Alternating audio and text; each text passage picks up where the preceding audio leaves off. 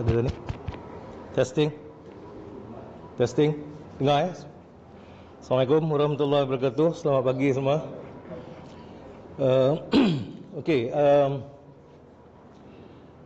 This morning ataupun pagi ini kita akan berkongsi sedikit bagaimana bank sama ada konvensional ataupun Islamic, bagaimana mereka mencipta wang apabila mereka memberi sesuatu pembiayaan atau pinjaman. Ya. Ada. Okey. Saya kena conduct dalam English because awal hari itu pun kita kata this is an English program and there are some attendees who don't understand bahasa. Tapi kalau ada sesiapa yang kurang faham, just raise your hand, I will try to explain. Okay, this money creation thing is not something very new.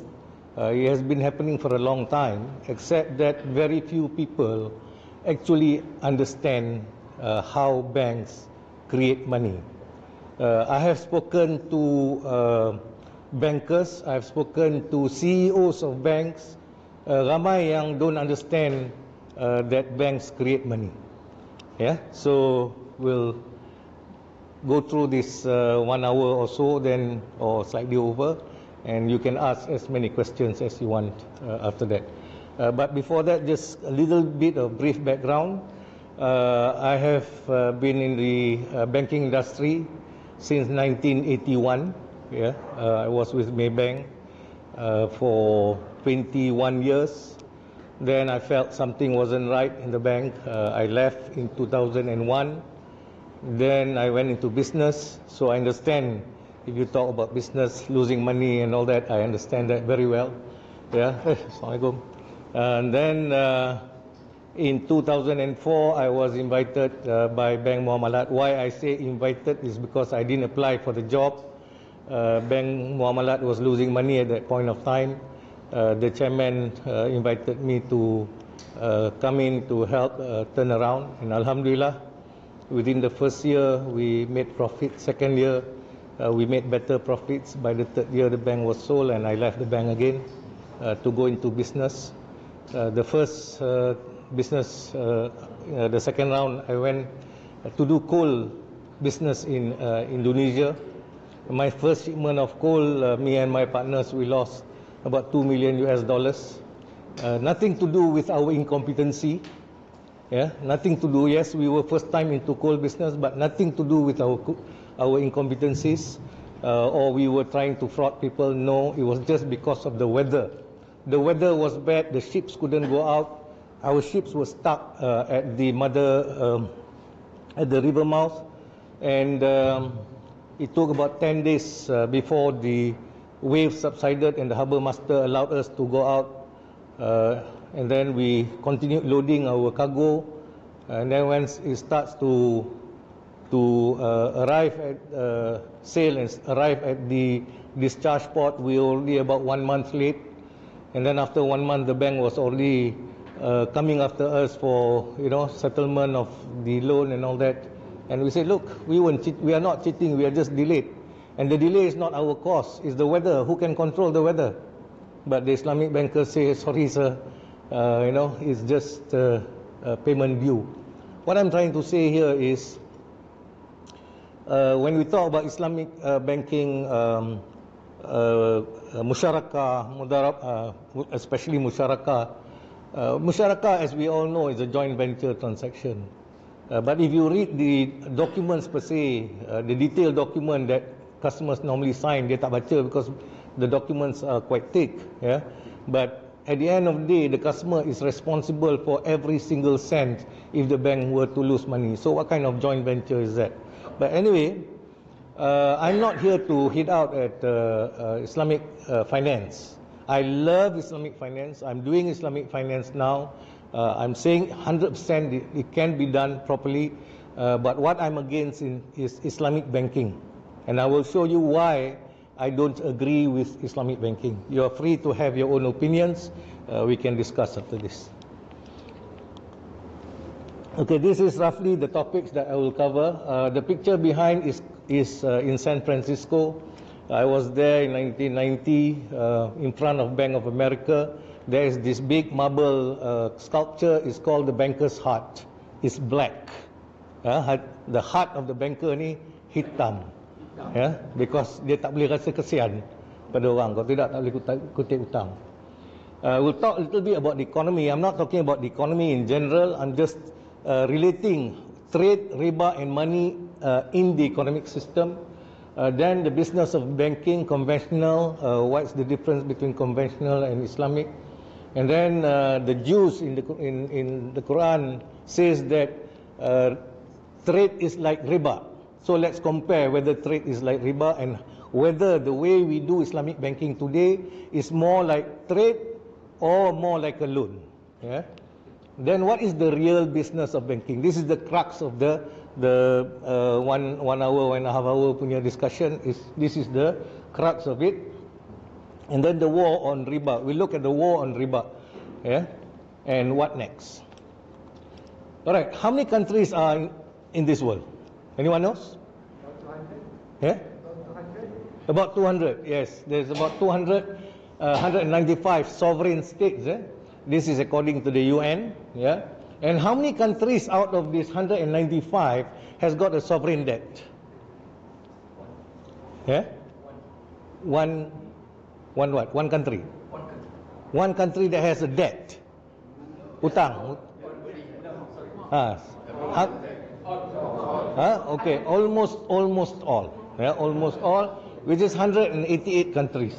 And out of this 195 countries in this world, sometimes new countries emerge because of breakup macam Russia dulu, so new countries emerge. But out of these 195 countries, 188 countries owes somebody. They have a debt. So if all these 188 countries in total, 68 trillion non-financial companies, government finance, even the financial institutions are owing 58 trillion. So the question is, who is giving out all this money? If everybody is borrowing, who is giving out this money? So I've been scratching over this issue ever since I started working dulu. And then this is the financial crisis, if you notice.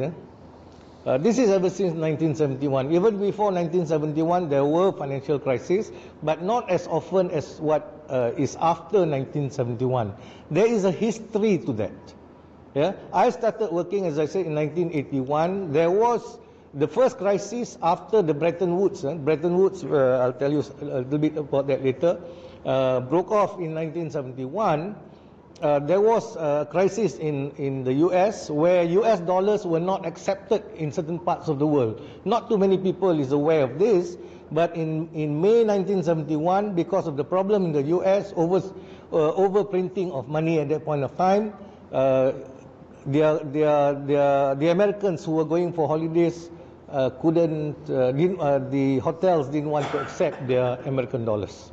So it did not happen only to Indonesia or to Venezuela or to Greece. It even happened to the US, except that not too many people dig into this history. Then in 77 and 79, there were oil crises. And so because of this oil crisis, there was a slowdown in the economy, and when I joined in 1981, I could feel the impact of the 79 punya oil crisis. Then we had our first crisis that I personally faced was in 1987.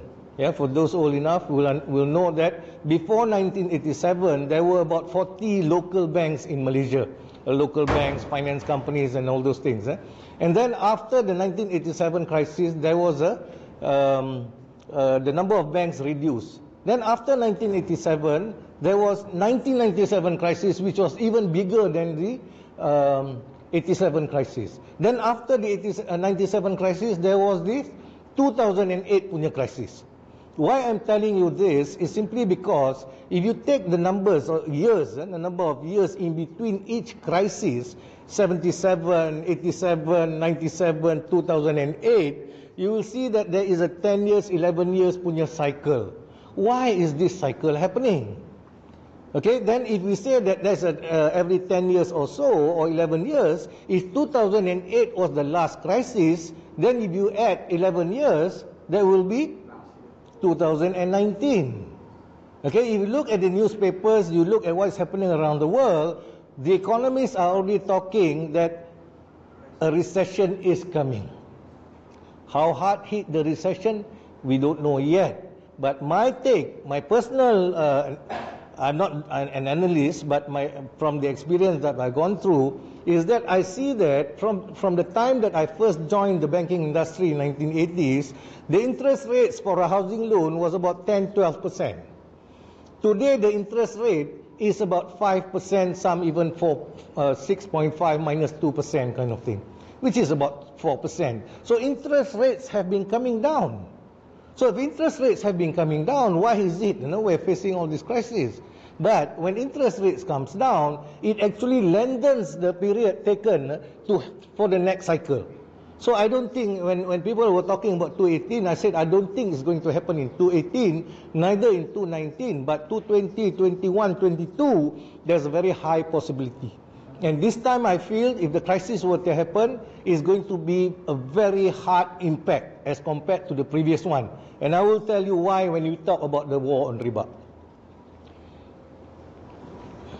Okay, and this is, when I joined the Islamic Bank, this is one question that have been disturbing me.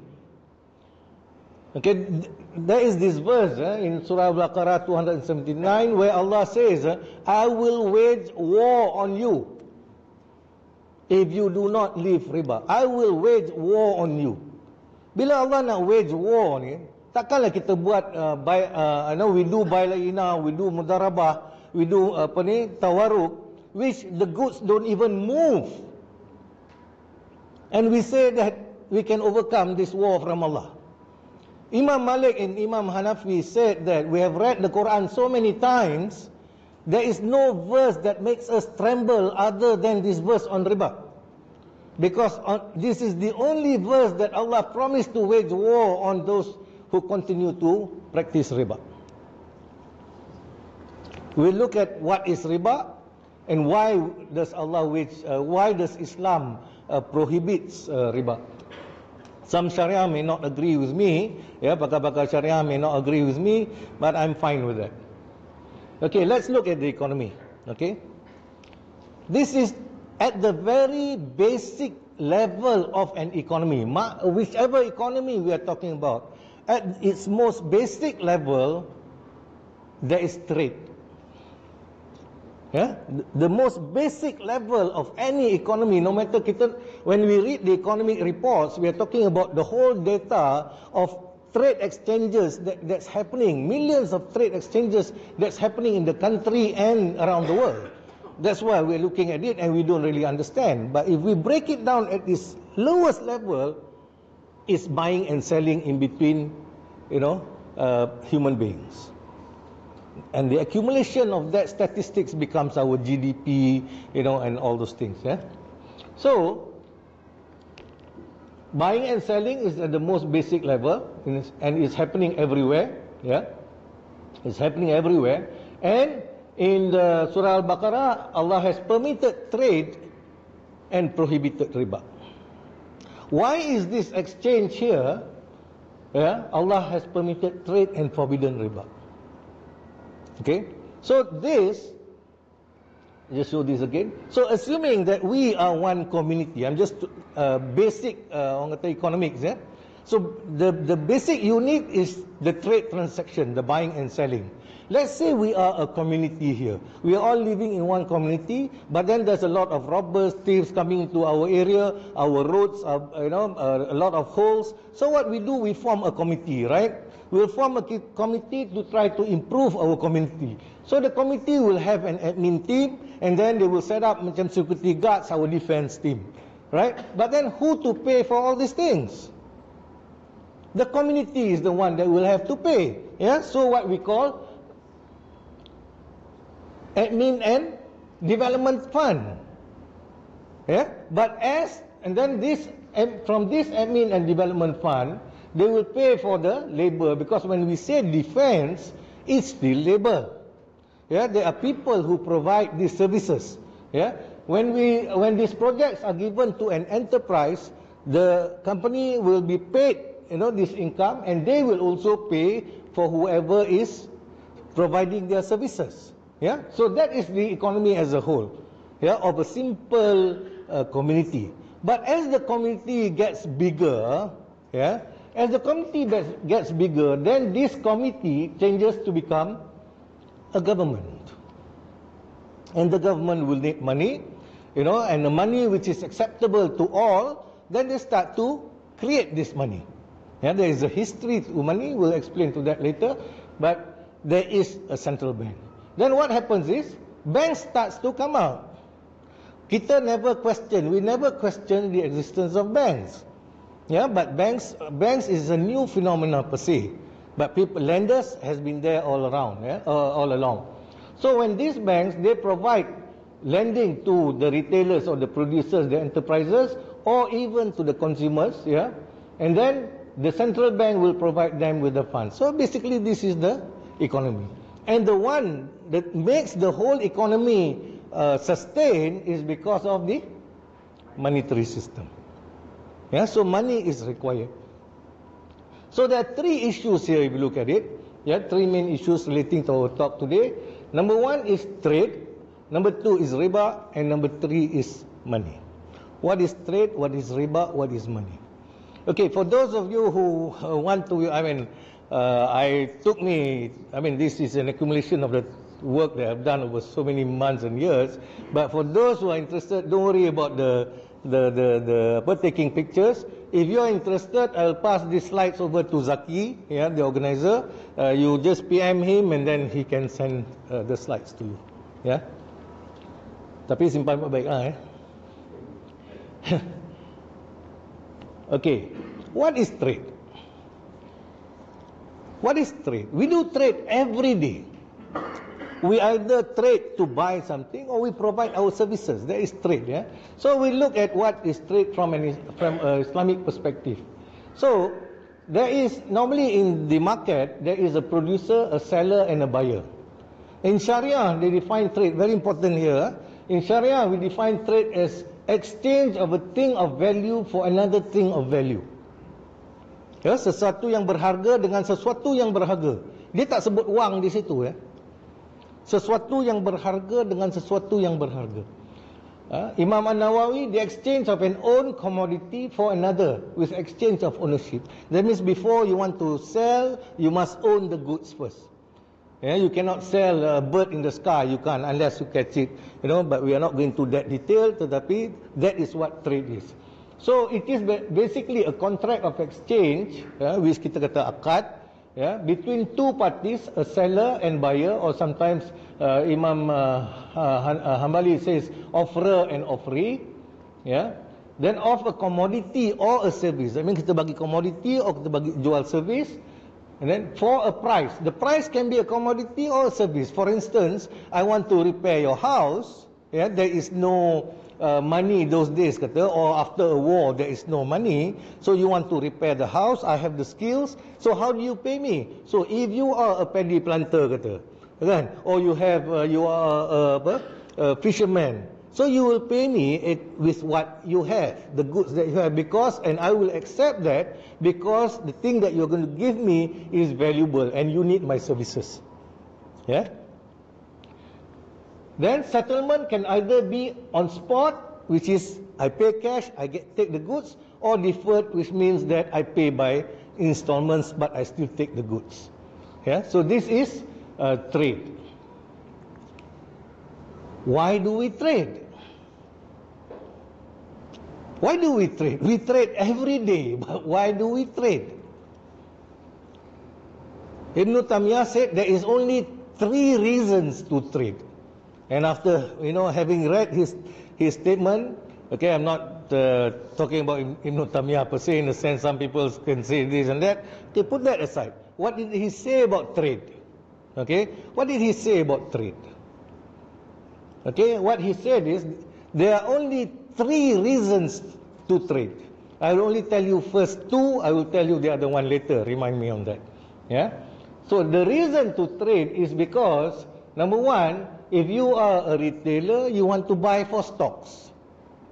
Because you are buying for stocks, so you are buying from the manufacturer.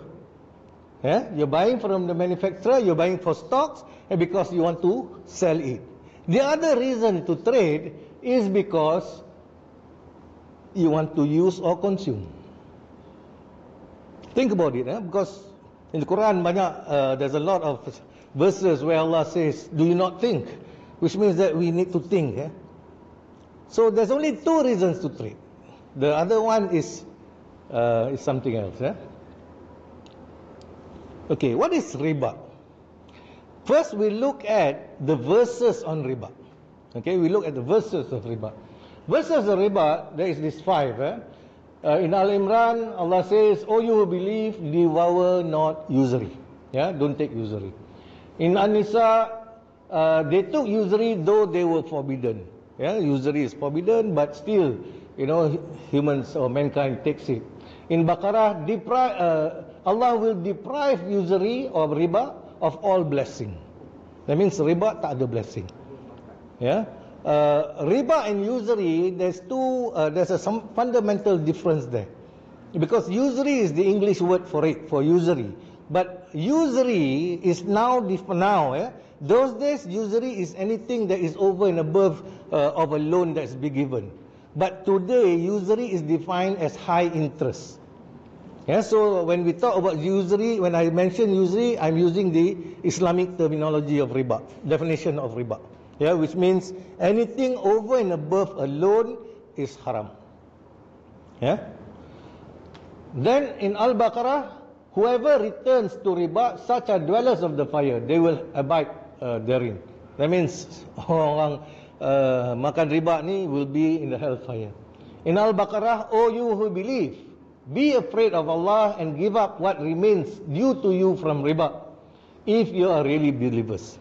So these are generally the verses of riba. But the one that makes you tremble is this verse. It's a continuation of the earlier verse. O you who believe, be afraid of Allah, give up what remains from riba if you are believers. If you do not do it, then take a notice of war from Allah and His Messenger. This is a promise of war from Allah and His Messenger. So how does Allah wages war on mankind? We read the stories of Nabi Nuh.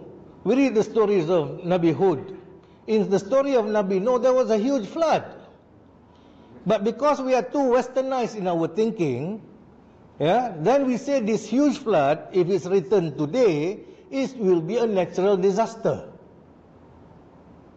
We do not relate this to the punishment from Allah. So if we think about it, how is Allah going to punish in terms of riba? There are many ways, one of which could be, wallahu alam, is the financial crisis that we are facing every other few years.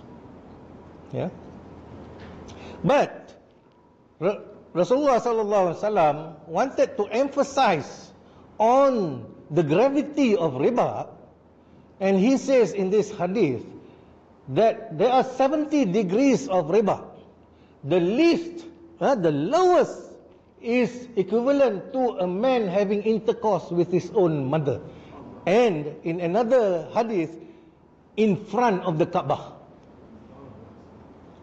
So kalau a man having intercourse with his own mother in front of the Kaabah, you bayangkan. People are circumambulating the Kaabah. People are circumambulating the Kaabah, going round and round, and there's a man having intercourse with his own mother, and nobody is stopping him. And this is what is happening today. Riba is all around, but none of us is stopping it. Okay, that one is my own because I'm thinking, why does Rasulullah relate to a man having intercourse with his own mother with regards to riba? Because if people don't care about it anymore. That's the gravity of it. Number two, when the man has intercourse with his own mother and he's got a child, that child is the product of the if it is interest, the first interest that was charged, it is a product of the interest again. And that will create more interest and more interest and more interest. So that is how the relationship works if one were to have an intercourse with his own mother. Yeah. So what is riba? Yeah. Again, there are two types of riba. One is riba an-nisyah. Okay, for us who are not Sharia scholars, just put it aside, is riba of increase or riba of delay, which means that there is a delay in the repayment of a loan. You know, there is an increase in the principal sum that you have to pay back. So, okay, so here Allah says in 3130 Al-Imran, devour not usury, double and multiply. If you take a housing loan, you finish your housing loan, you know, your loan repayment, depending on the number of years, will double or 3 times or triple that. Yeah. Prophet Muhammad SAW said this in a better way where all of us can easily understand. A loan with a benefit is riba. That means kita bagi loan, ambil RM1, bagi RM10, ambil RM1, bayar balik 11, haram, that's riba. In fact, there are other hadith from Rasulullah SAW who says that if you are giving a loan to someone, don't even ride his camel. Which means jangan pergi makan, pergi orang tu ajak makan. Kita banker ni macam tu lah. Kan, orang semua ajak pergi makan masa kita banker. Lepas kita tak jadi banker, tak ada siapa ajak kita makan. So, even that Rasulullah said, avoid it. I tak tahu banyak mana I dah makan. Yeah. So this is an easier definition to understand. Yeah. And then there is a riba of exchange. They call it riba al-fadil, usury in exchange, and increase or exchange without counter value. That means you give me something of value, but I don't give you anything of value. I give you something, but that thing is not of value. Okay, so riba of exchange. Two types of riba. Taking the wealth of others without giving a counter value for it. That means you take wealth of others, you don't give something in return. Okay, these two definitions are very important. As we go ahead, okay, this is where I normally ask questions, so to see whether you can link between the earlier slides and the key points that I want to present shortly. Why does Islam prohibit riba?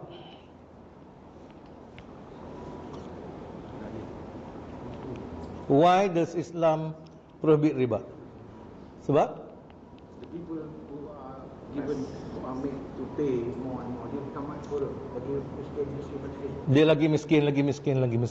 So, for me lah, you all alhamdulillah, but for me, I started to read more and more about the Quran after I joined Islamic Bank. Yeah?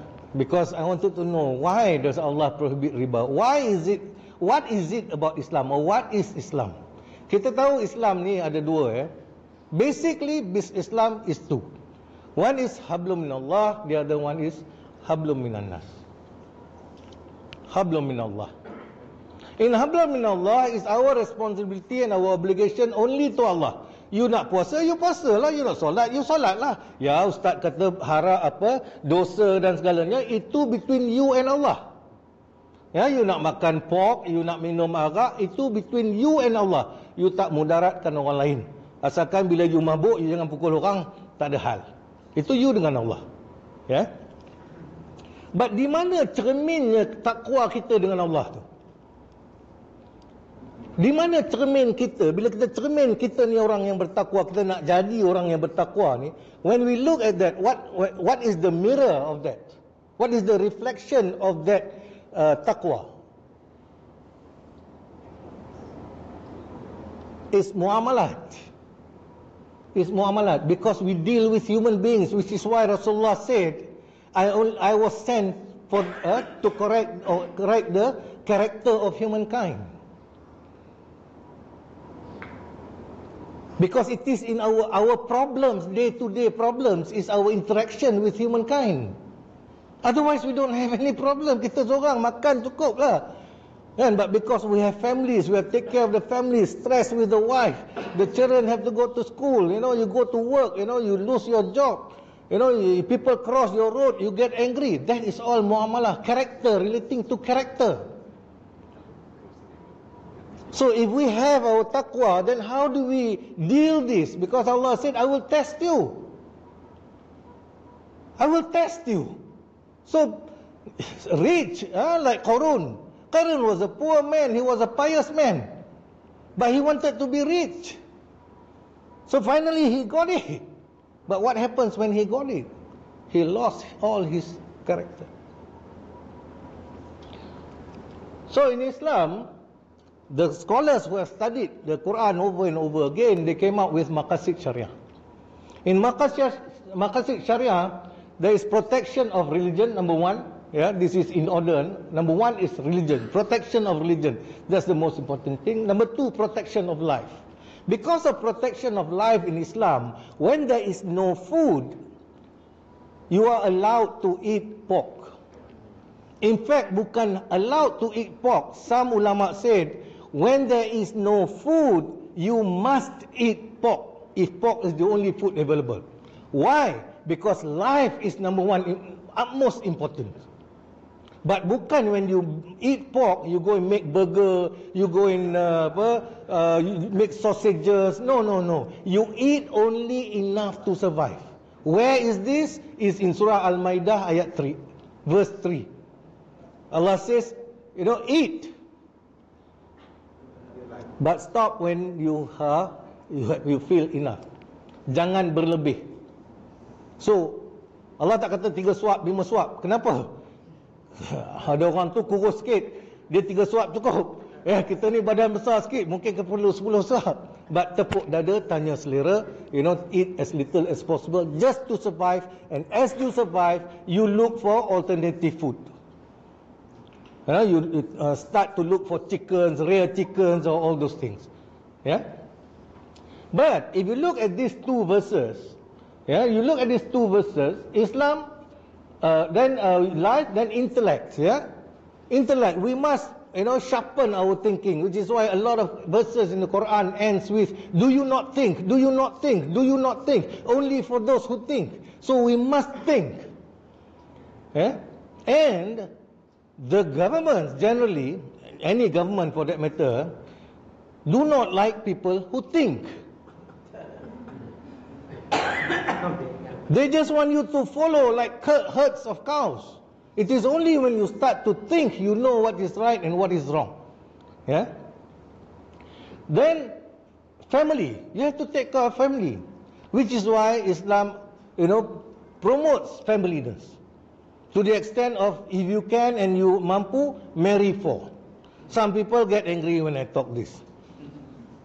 I don't deny that. This is all about emotions. But today, I've just spoken to a group of friends last week. They are senior ladies, and they have, penolong pengarah, age 52 not married, age 55 not married. I have one friend, pension director, pension already not married. In universities today, 65 to 70% of universities are women. Okay? If most of this, if 65 or 70, let's say take 70% for easy calculation. Most women, they go to universities, let's say 70% ni, they hooked up to the remaining 30% in the universities. So this other 40% ni, tak ada lagi pasangan. They don't have a partner as yet. So they will find their partner once they start working. But what will happen is, most of the men, I'm not promoting here, macam mana pula, this is a talk on money and then he's talking about marriage. No, I'm just trying to show the issues that's happening. So there's more women to men. And then most of the men are already married. And the women are not married. Persatuan takut bini. Persatuan takut bini. Kalau di Indonesia, Alhamdulillah. Indonesia, they have already persatuan wanita yang mempromosi poligami. Ramai yang pergi Indonesia esok ni. No, because it is really happening. But when we start to think about it, okay, there's increase of LGBTs, gays and all that, and all these things are the problem. Of course, the man has to be fair, which is why the rules are there if you want to get married more than one. Yeah? And then wealth. Wealth, as far as Islam is concerned, Allah says, the wealth, that don't think that just because you work hard, you become rich like Qarun, then this is the effort of my work. No, no, no. When Allah wants to give you, you duduk saja pun, you will get it. There's too many times in my life, and I'm sure yours as well, kadang-kadang kita duduk saja, tiba-tiba the phone ring, Manap, are you free not? In fact, I just got a text yesterday, Manap, if you're free, let's go down to Johor Bahru on the 21st, there's some work to be done there. I didn't look for these guys. So it's not us yang yes, kita berusaha. Sebagai manusia, we have to look. We just cannot sit down. But when it's time and ready, Allah will just give it to you. Nobody can stop it. So because He gives it to us, rezeki is from Him, so a portion of it is for those who are below us. So sedekah is part and parcel of our life, our Sharia. And Allah says, if you give one to my creation, it's like you plant a tree. You plant a seed, grows a tree. In that tree there will be 7 branches. In each branch there will be 100 fruits again. So you give one, you can get from as low as 10 to as high as 700. MashaAllah, I tell you, when I was in Bank Muamalat, the best profit of Bank Muamalat was 18 million. Ini bukan nak cakap diri besar. I'm not talking about myself. I'm just talking about what happened in the bank, how Allah showed to us at that point of time. The bank's best profit was 18 million, and then it came down to 12 million, 7 million, and then lost 27 million. That's when I was asked to call in. So when I came in, we did some things. In May of 2005, we were still losing 8 million. Alhamdulillah, June we made a big amount of profit, so we had a 3 million net profit. And then come July, we made some more. Then come August. Then August, if I'm not mistaken, in 2005, our fasting Ramadan month was somewhere in the month of September. So, because we had some profit, and the staff in Bank Muamalat has never got any bonus since the bank was set up. They've never had any bonus. So I proposed to the board, let's give them half a month bonus. So, which the board agreed. But because I came from a conventional bank dulu, Maybank those days had a policy, before Raya, they give you advance bonus. If the bank don't perform well towards the end of the year, that bonus will be treated as a loan. You're talking about bank. So anyway, the board approved as I recommended. I took this, then I have to take this to our Sharia committee, because this now is Bank Muamalat. So took to Sharia committee kata, Manap, this is Islamic bank, you are no more in my bank.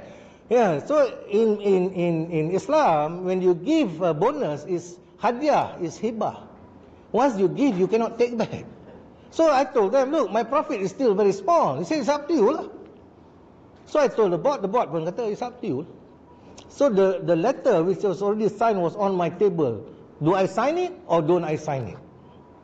Because if I sign and approve, and at the end of the year we don't make much profit, I will be in big trouble. So the letter was on my table for a few days. Then one staff came in. Say, boss, why these few days you look a bit down? Say, yeah, I cannot decide on this bonus thing. Say, boss, don't think everything is us. I think Surah Al-Baqarah ayat 261, if I'm not mistaken, about the verse about planting one seed and getting this tree. He said, then he told me about this. I said, mashallah, I didn't think about it. I was only thinking about my own effort. So at that instant, I signed the letter. When I signed the letter, I wrote, in the evening, I wrote a memo to all staff. Dear staff, when you open your account tomorrow, you will find half a month bonus. It's not much for some of us. But just remember that though it's not much for us, there are people outside of this building who is not getting anything. In fact, their life is difficult. Let us take a small amount of money from what we are getting, to create this fund to do sadaqah for them. So the next morning, I got tons of messages from about 800 staff who says, thank you, thank you, thank you. But why do you want to fix the amount?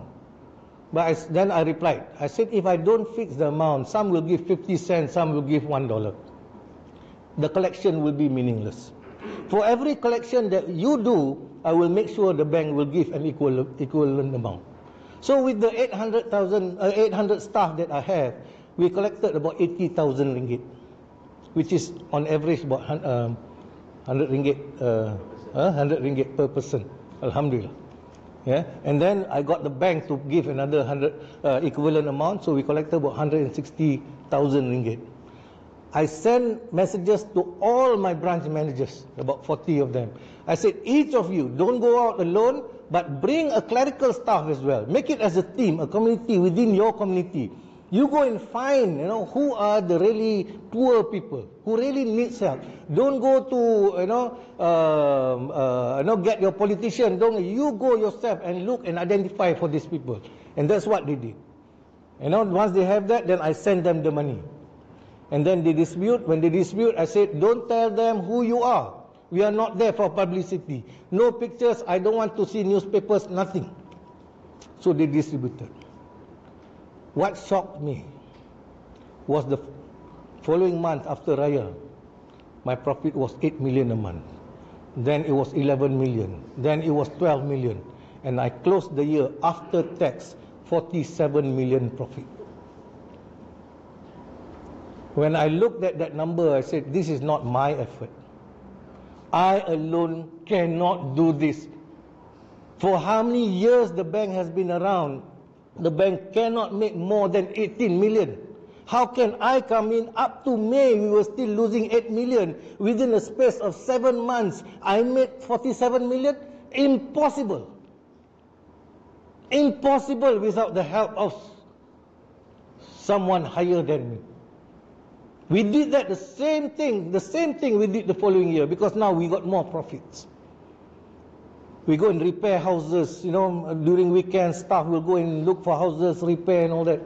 And we made 101 million profit in 2006. You can check the records, you can ask the staff. I'm not talking about myself, but I'm talking about the effort and where rizki Allah gives. Yeah? So this is Makal Sharia. But then Islam is, Allah created the heavens and earth for just ends, for justice, for fairness, righteous, equitable in distribution, and in order that each soul may find recompense for what it has earned and none of them be wronged. So because of this justice that Allah wants among fellow human beings, and not just fellow human beings, but with His own creations, then He says, so he who has done an atom's weight of good shall see it, and he who has done an atom's weight of evil shall see it. No matter as light as an atom pun, we will be weighed for whatever that we do. And then in Al-Maidah verse 8, O you who believe, stand out firmly for Allah and be just witnesses, and let not the enmity and hatred of others make you avoid justice. Be just, that is nearer to piety. Berlaku adillah, kerana adil itu lebih dekat kepada takwa. So this is what Islam is all about. And this is why riba causes a lot of injustice, because it's not fair, it's inequitable. So why? And in this verse also, in the last line, Allah says, but if you repent, you shall have your capital sums, deal not unjustly, and you shall not be dealt with unjustly. So being fair, being equitable in our dealings is the code of conduct of a Muslim. And riba, disrupts this justice. What is money? If we don't have money, If this guy goes for a drink and he's a cow farmer, how does he pay for his drink, which is just a small, tea, a cup? If you go and see this doctor, how do you pay the doctor with his chicken and his pig? So we need a mechanism so that the transaction becomes more efficient. Yeah. So what does the Quran and the scholars say about what money is? What is desired of money is that it becomes the measure of value of things. Yeah, money is to measure the value of your service. Money is to measure the value of this product. That is the purpose of money. Money must relatively have a determined and specific value. The value does not rise or fall. So the money that we have in our pockets, must have a value, and that value must not rise or fall. That value means the purchasing power must retain its value. Yeah. Because if the value of money rises and falls like other commodities, we will not have a measure to measure the value of traded things. Everything is measured with gold and silver. Yeah, Ibn Qasim. Yeah? Everything is measured with gold and silver. The gold dinar and silver dirham is the medium to measure the value of things. So how to value things? You use dinar or dirham. Why dinar dirham? Is because one, there's not too many of it around, quantity wise, and the value, it is always stable. It's always stable. Wealth is measured by the two. They are not desired for themselves, but they are measure of value of things. In the Quran, Allah says, do not diminish the value of people's wealth and do not do mischief on earth after it has been set in order. So, but the key word or sentence is, do not diminish the value of people's wealth. So if you have this 10 ringgit, yeah, if you have this 10 ringgit, 10 years ago, how much is this 10 ringgit? You can purchase more things than what you can purchase with this today. If you are in Venezuela, their bolivars, how much is their 10 bolivars or 100 bolivars? Those days you can buy many cups of coffee maybe for everyone in this room. Today you cannot buy even a spoonful of sugar. So what is money? Money, there is certain characteristics in money. Yeah, the one, it is a means of exchange. It's a means of exchange. The middle of it, okay, how much is our value, how much is the price of the goods, we use the money, and that means of exchange must be acceptable by the community, portable and durable, easy to carry, and it lasts long. Yeah? Money must have a standard of measure. It must be able to make it into small amounts, which is why we have the dinar, the dirham, the fulus. Yeah, the fulus is the cents. Yeah. Then you have a store of value, which means that if you keep your money, it will retain its value. When we say retain its value, means the purchasing power does not decrease. Yeah. Then Adam Smith in 723 to 790 his life, yeah, he said labor is the real measure of exchangeable values of all commodities. But 700 or 400 years before, Ibn Khaldun said everything is paid by labor. The underlying value of a good as a product of the labor necessary to require it. So what is money? Money actually represents our labor. Our labor is our time, our effort, our skills, our knowledge. That constitutes labor. Yeah? So when we want to do this chair, for instance, not everybody is able to do this chair. And it takes time, and then the quality is different. So when somebody pays us, let's say 1,000 for this chair, it is the effort and the resources that I've used to make this chair. So this money cannot reduce in value. Yeah? So if it reduces in value, then it cannot classify as money. That because it is theft of your labor. Yeah? When there is a decrease in value of the purchasing power, then it is theft of your labor, kecurian tenaga kerja kita. Seperti wang, just like money. Alhamdulillah, for us, we have not faced major crisis yet. Alhamdulillah. But we have seen it in Argentina, we have seen it in Greece, we have seen it in recently in Venezuela, and many other countries around the world where the value of the piece of paper is worthless. Today in Venezuela, the money that they had is now lying all over the road because nobody wants it. It's cheaper than the toilet paper. So if you had 1 million because you work very hard and you save this 1 million, what's the value now? Zero. So it is theft of your hard work. So all these three things that I've spoken about, trade, riba and money, all these things links to what we're going to talk about very shortly.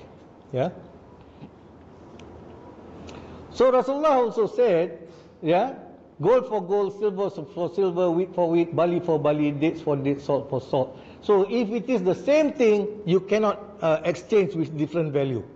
Wheat and wheat, 1 kilo, 1 kilo. You cannot pay. I pay 1.5 kilo for your wheat of 1 kilo. Cannot. It's just for you to understand broadly. Okay, this is very critical. Okay, this slide and this hadith is very critical about trade, money and riba. All of the three is inside this particular hadith. One day, the Bilal came to the Prophet and brought to him some barni dates. I don't know what is barni dates, but I suppose it's a good quality dates. Good quality dates. So Bilal came to the Prophet and gave Prophet Rasulullah SAW barni dates, about 1 sa. 1 sa is about 2 point something kilo. So he gave to the Prophet, and the Prophet knew that these barni dates were not from around Medina. So he said, Bilal, where did you get this? So Bilal said, I exchanged 2 sa, 2 kilos of lower quality dates for 1 sa or 1 kilo of barni dates. So Bilal exchanged 2 kilos of 2 kilos of lower quality dates for 1 kilo of higher quality dates. And what did the Prophet say? Prophet said, beware, beware. This is definitely riba. This is definitely riba. This is definitely riba. In fact, it was stated that Rasulullah sallallahu alaihi wasallam mentioned that 3 times, not 2 times. I need to add one more. So then the Prophet added. The Prophet said, don't do so. If you want to buy the superior kind of dates, which is the barni dates, he said, sell the inferior dates for money and then buy that kind of dates with that money. So there is trade in this hadith. There is trade, but also Rasulullah said, exchange for money and only buy. So there is trade, there is riba, there is money in this particular hadith. All three is in one. So you really need to sit down and think, how does this affect money, riba and trade? Okay, the money evolution. Just a quick passing, because 2 days pun takkan habis. You want to go detail on the money evolution. Firstly, let's just look at the pictures first down here. We started those days, money was just any commodity which is valuable and acceptable to the community, even if it is seashells. Seashells pun, if it is accepted as money by the community. Except that the value is not there, it's just for transactional purposes. Possibly because it's not easy to get the shells. Then, of course, gold and silver was also used. Then in 1933, the US prohibited any use of gold as money. Okay, this is the starting point. This is the key point I will show you shortly. 1933, then there is the gold standard in 1944 because we were in World War I. moving into World War II, and then all the countries around the world were facing problems. The only country that at that point of time was still economically very strong was the US. So the US grouped together all these allied forces that were fighting Germany at that point of time, and because the monetary system was, torn to pieces, so they came up with Bretton Woods system. There's a lot of history to Bretton Woods system, but at the end of the day, it was between the UK and America. But the UK being a country or a nation which was already losing its power around the world, so and US was getting strong, so US won this battle at Bretton Woods. So the decision then was the US dollar will be backed by gold. For every ounce of gold that the US has, the US is allowed to print $35 US. That is Bretton Woods. $35 for every ounce of gold. And then all other currencies will be pegged to the US dollars. So from 1944 to 1971, there is no exchange rate market. There is no forex market. The forex market only moves around 5% up or 5% down. So the world was relatively stable. There was no financial crisis during 1944 to 1971. Okay, so let's look. Then 1971 broke away from the gold standard. It just became the dollar standard. And then soon after that, we start to have credit cards. We have digital currency later, and now we have cryptocurrencies. What is the position of cryptocurrencies? For me, I'll still not use it as money, though there is already one fatwa, by local Sharia who says that it is only acceptable. For me, because it is not stable, as you know, Bitcoin at one time was 19,000, and then it suddenly dropped to 13,000, and then dropped further to 5,000. If overnight you will lose. So I will not consider it as money as yet. But still, if you want to use it as a form of exchange between close communities, it's up to you all. Yeah? That's another subject. Okay. The US was started in 17-something, and around 1780s, there was the first US bank that was set up. And then after about 20 years, the bank was closed because it was a charter given for 20 years. And the people don't like it because they had the experience, because many of them were coming from UK or England, and they had the experience with the bankers at that point of time. So they didn't want a bank, a central bank in the US. Yeah, they closed it.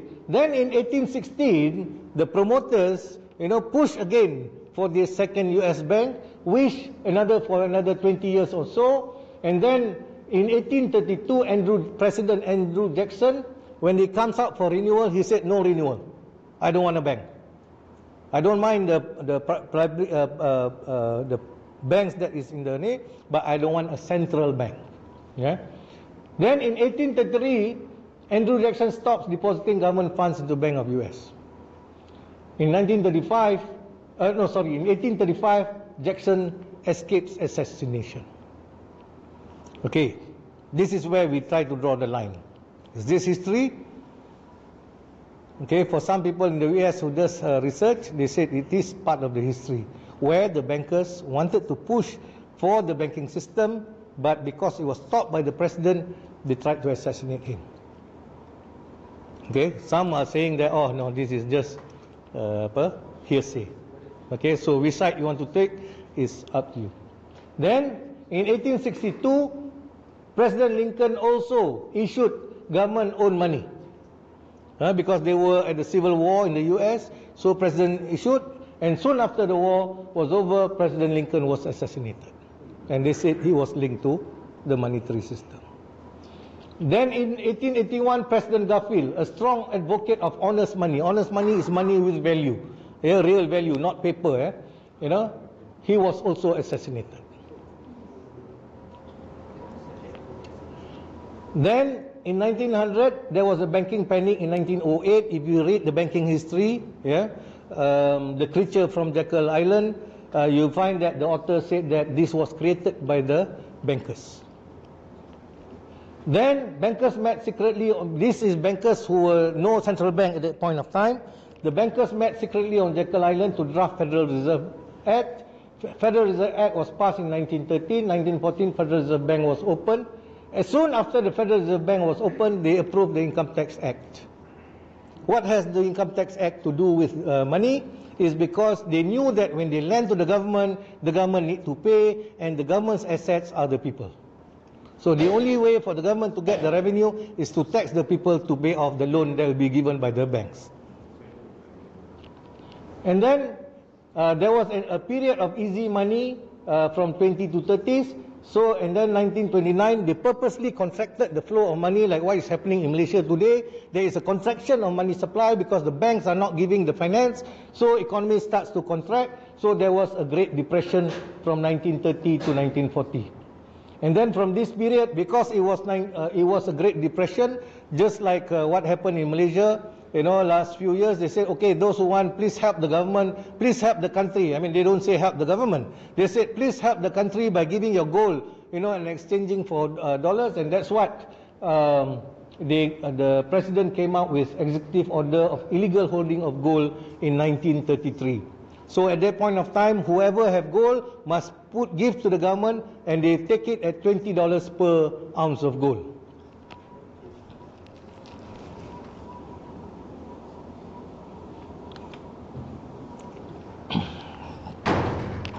So as you can see, this is the president's signature. I mean, as I said, if you want these slides, please take care of it, because I did a lot of research on this.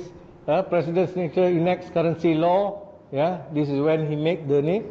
And then under executive order of the president on or before May 1933, 10,000 fine, 10,000 those days, 1933, 10,000 fine or 10 years imprisonment of both.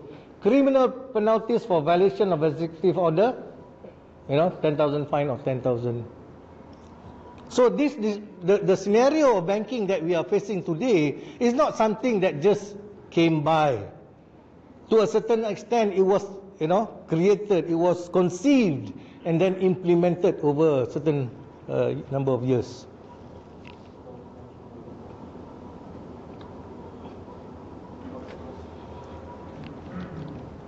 Then 1944, we had Bretton Woods. From 1944 to 1971, there was closure.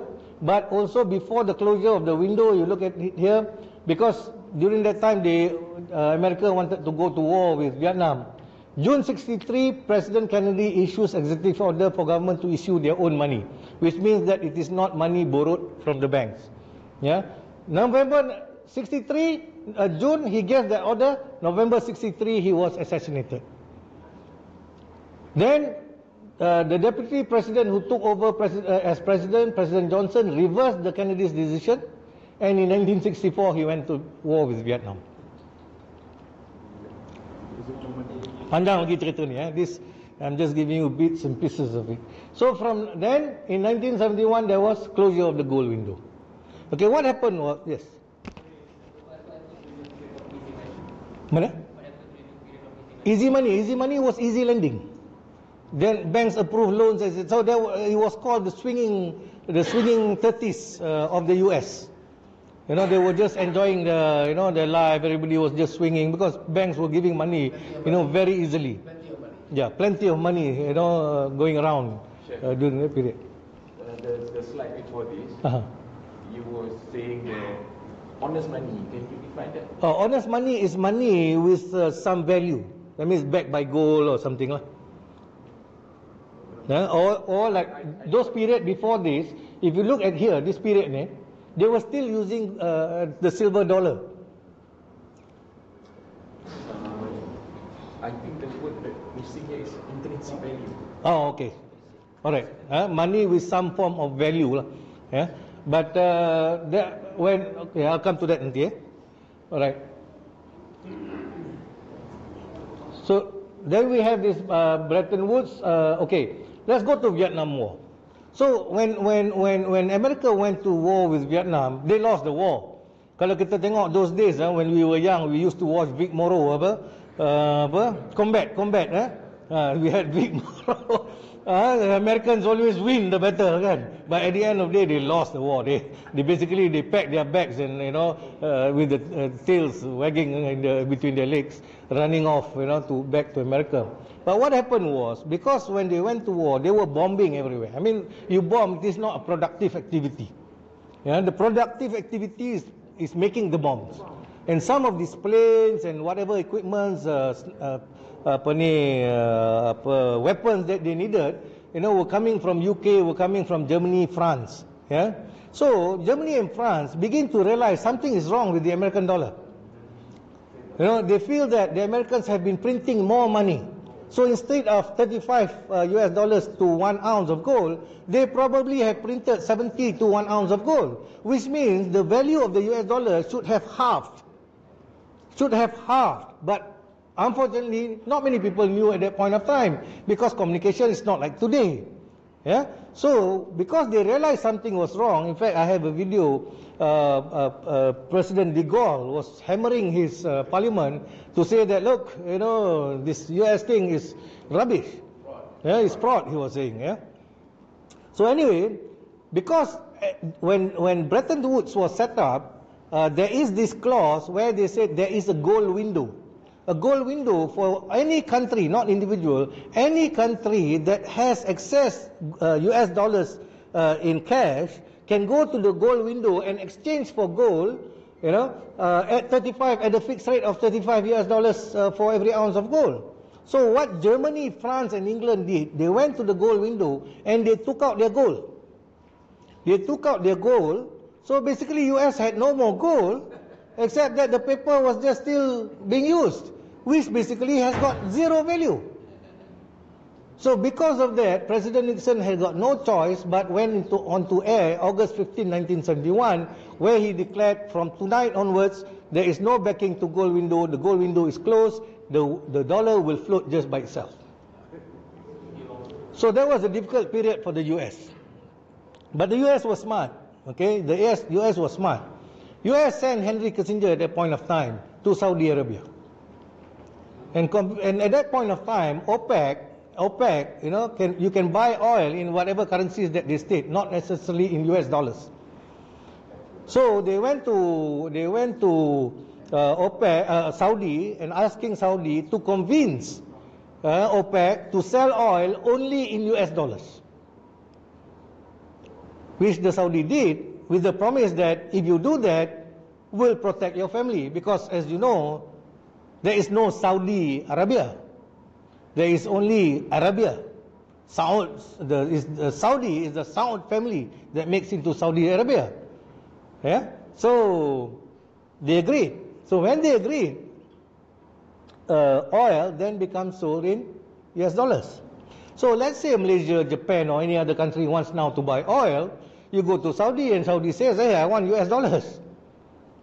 And then said, no, I don't have euro. Where do I get US dollars? You got to go to US and borrow from the investment banks. So that's when the investment banks in the US started to flourish. And that's when the dollar became petrodollars. How did the other countries also have to sell oil with dollars instead of the US? Yeah, it's because OPEC was the major, at that point of time, OPEC was the major oil producer. So I'm not sure how they convinced, but essentially, the other countries within OPEC agreed to sell oil in US dollars. Saudi was the largest producer, so in Lailin, Sorry. So, Libyan Gaddafi was wanting to trade. Yeah, that was later. For euros. Yes. No, euros was Saddam. Sorry, in Libyan currency. He wanted, but then later he wanted to create the African continental coins, which is backed by gold. Okay. Later questions ni boleh off and on sikit-sikit boleh.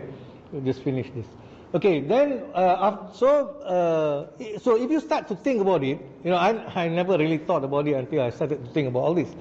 So when let's say Malaysia needs to borrow the dollars, then Malaysia has to open a US dollar account in New York. So the bank in New York will give a loan to Malaysia in the Malaysian account. so they just credit there. The money doesn't come back here. And then we pay to Saudi, whose account is also in New York. So we just pay to the Saudi New York account in New York. So the money actually doesn't flow anywhere. It's just accounting entries, just being one debit and one credit into the other account. Numbers. It's all just numbers playing around, all in New York.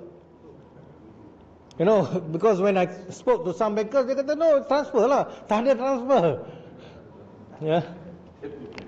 So anyway, so 1971, that's what happened. Yeah. Then after 1971, as I said, 1973, 77, 79, there were oil crises that happened rather, quickly around those period. Then 1978, there was US Black Monday. Yeah, the US Black Monday that affected, as I said, even our part of the world. It just slowed down, but at that time, our economy was not as big as today, so we didn't really feel the impact. But as a banker in 1981, I could still see, some slowdown that was happening at that point of time. So anyway, 1978, 1987, financial crisis. In between other crises, there's the Argentinian crisis in the early 80s, then international financial crisis in 1987, especially Asia. Then 1997, and then the Euro crisis in 2008.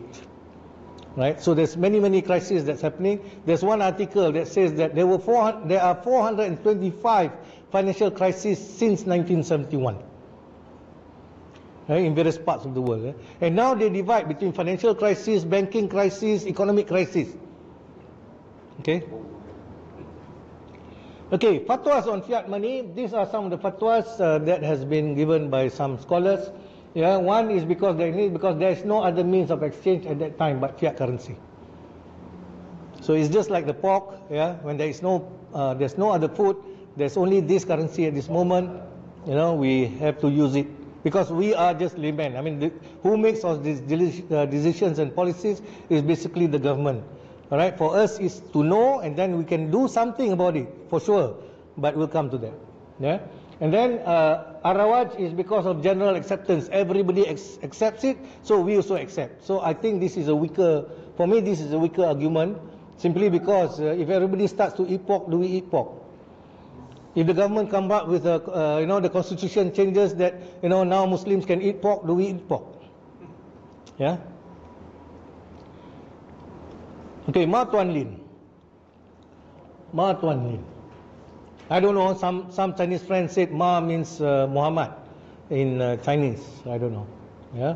But anyway, he said paper should never be money, but only employed as a representative sign of value existing in metals or produce. Just like Bretton Woods, which means there is gold or silver, yeah, but you don't use the gold or silver, you use paper just to indicate that. But you cannot increase the amount of paper vis-a-vis the gold or silver that you have.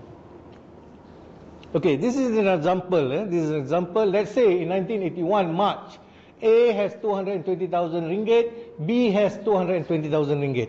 Both of them has the same amount of money. A decides to invest in gold. At that point of time, 1 ounce of gold is USD 465. B decides to invest in the US dollars. At that point of time, in 1981, is about 2 ringgit 20 cents per ringgit, per USD. Okay, so they say. So A gets 214.77 ounces of gold he keeps in his house or wherever he keeps. B keeps 100,000 US. Come fast forward to 2019, October 12, which was last night's figure. Yeah. So last night was 4 ringgit 19 cents. So he converts his 100,000.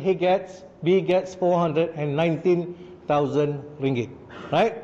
But for this guy, 214, yeah, he will convert at the price of gold is now 1490, so he gets 317,000 US dollars.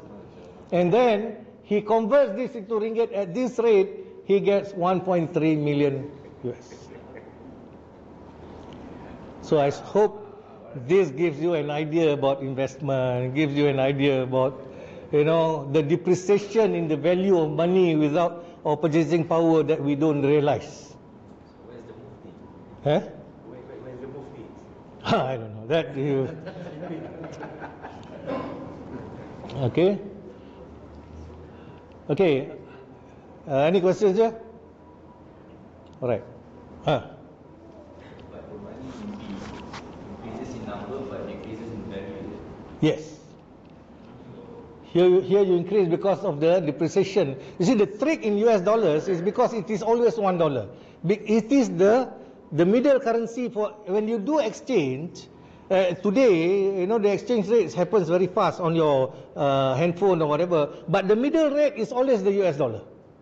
So when you change ringgit to rupiah, actually you are changing ringgit to dollars first, and then dollars to rupiah. But you don't see that transaction because it's all in the system driven. Share. Yes, sir. Apa ni? If you just extend this to perhaps Bangladesh currency, Pakistan currency, Same. and Indonesian currency, Worse. it's worse. Worse. But maknanya it's just because of the floating of the forex. The floating of the forex and the weakening, because there's more currencies being supplied into the system. So it's just like this. If you have $1, that $1 is $1. Again, then I create another $1. Now becomes $2. The $1, the initial $1, the value drops. Is no more $1. Okay. Actually, for our own benefit lah, kan? Okay. The best thing is Singapore lah. Stable. Yes. I was from Johor Okay. initially. Stayed there. Okay. Stayed there. It's last time when we start, it's almost at par. Yes. And then after 1971, dia naik sikit. Correct. Now it's 3 ringgit. 3 ringgit 20 sen. Betul. 3 ringgit and 20 sen for Right. 1 Sing dollar. Yes. Why? Why? Okay. You must also look at their debt. When you compare their currency against our currency, of course they seem better. Is it the US? Yeah. I worked in the UK dulu, so I was very happy when I was there. But you look at the Singaporeans themselves. In Singapore, they are also suffering. Yeah, because the low end, the so-called B40 group here, the group B40 there, of course, when they cross over, they are better than us. But within Singapore, they are suffering. So the fact that their currency is so much stronger than us is simply because they have lesser debt. Their debt is fairly high, but not probably as high as us. But then also the overall economic. Okay, when you look at the economy, kita look at trade tadi. I make it very simple. There is also inflow and outflow outside of the country. Okay. Money going out of the country, money coming in from outside of the country. Singapore, because of its stature there's a lot of money coming in, being a port itself. So they have more that gives them that added benefit. Okay, this is also very important. Please, I will read it. Please read with me, quietly. This is by Alan Greenspan in his paper Gold and Economic Freedom 1966. This is what he wrote. The abandonment of the gold standard made it possible for the welfare statists to use the banking system, use the banking system as a means to an unlimited expansion of credit. In the absence of the gold standard, there is no way to protect savings from confiscation through inflation. There is no safe store of value. If there were, the government would have to make its holdings illegal, as was done in the case of gold. I showed earlier. The financial policy of the welfare state requires that there be no way for the owners of wealth to protect themselves. This is the shabby secret of the welfare statist tirades against gold. Everybody say, gold cannot, because they are trying to hide a secret. Deficit spending is simply a scheme for the hidden confiscation of wealth through increased supply of money. Gold stands in the way of this insidious process. It stands as a protector of property rights.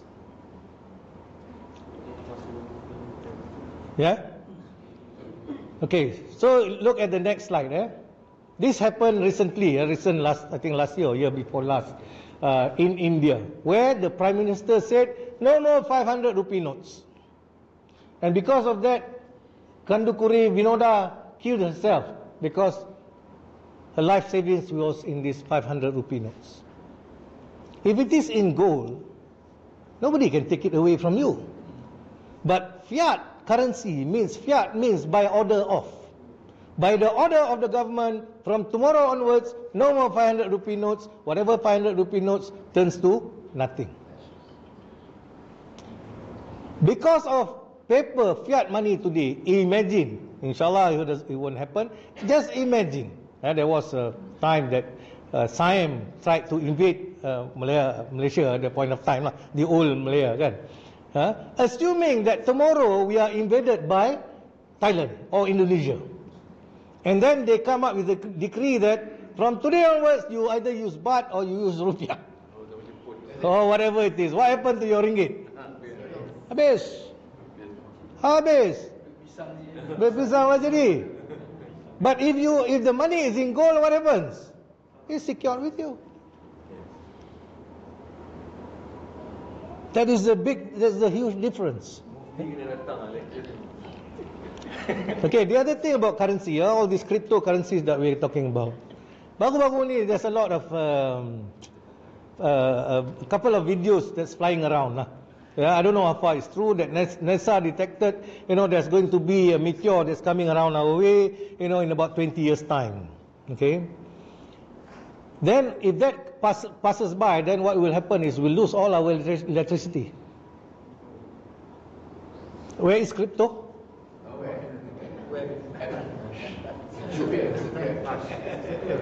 Your crypto disappears. Kita ni, we are berurusan dengan the war of Allah. Japan in Kyoto, few years back, they had this big tsunami. We wiped out, the town. There was no electricity for a few weeks. How do you trade today? Don't talk about crypto. Talk about your digital money. What happens to your digital money? No money. You go to the bank, no banks can transact. So when no banks can transact, no retailers can transact money, then there will be riots. Is that why Maybank and all the other banks encourage electronic money instead of hard cash? Well, I've left the bank, so I can't speak for that. But, if you start to have some knowledge about this, then you wouldn't want to put all your money in one basket. That's what I'm saying. You can't stop using, all the digital payments as well. You go to Plus Highway without your Touch and Go card today. It's so much of a hassle. But that's the system today. Share, just want to, perhaps you can share. I think you still was with the bank in the 80s. Yeah. I was also in the 80s, the early part of 80s.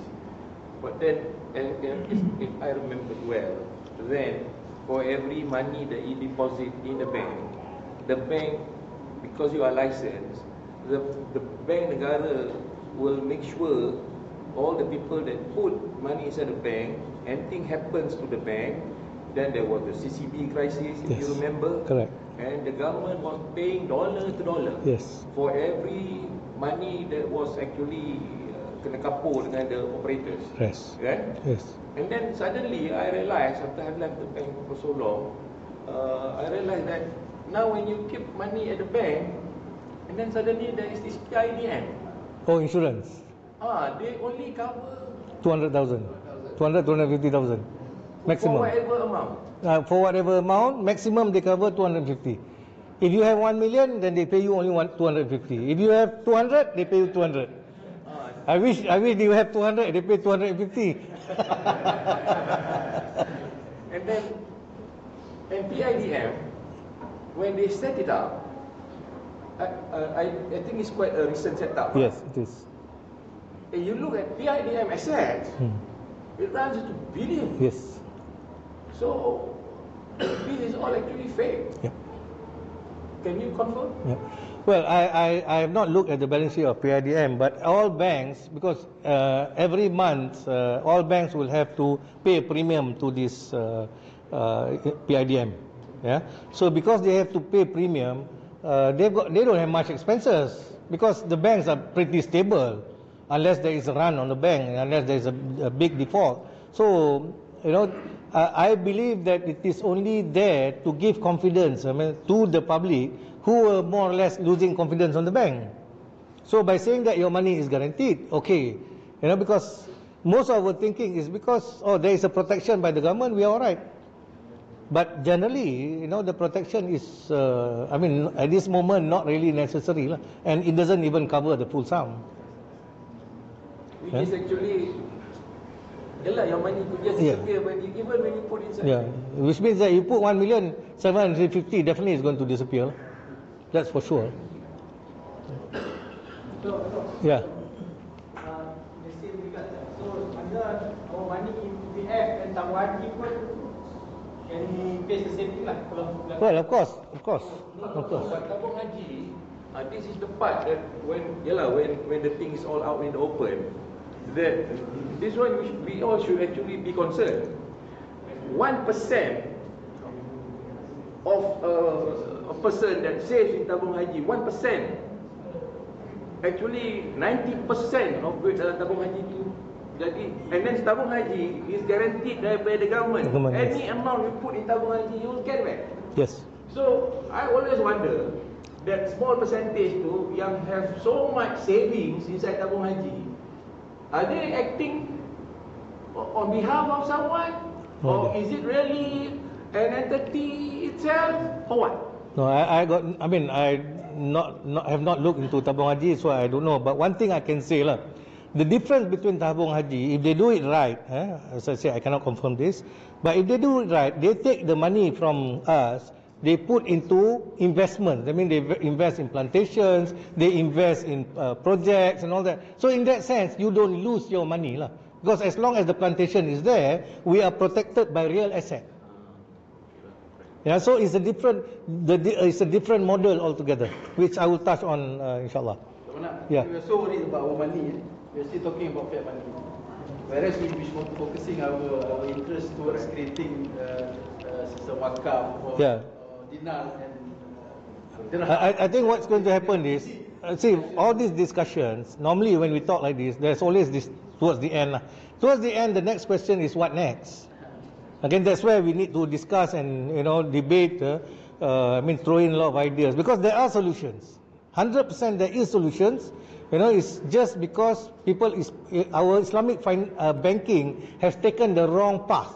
For me, they've taken the wrong path. If they have taken the true path of Islamic finance, which is doing investments and all that, then we should be investing into this with the mudaribs to invest in certain projects, and we make profit from there. You see, the thing with this, which I always talk about, is this.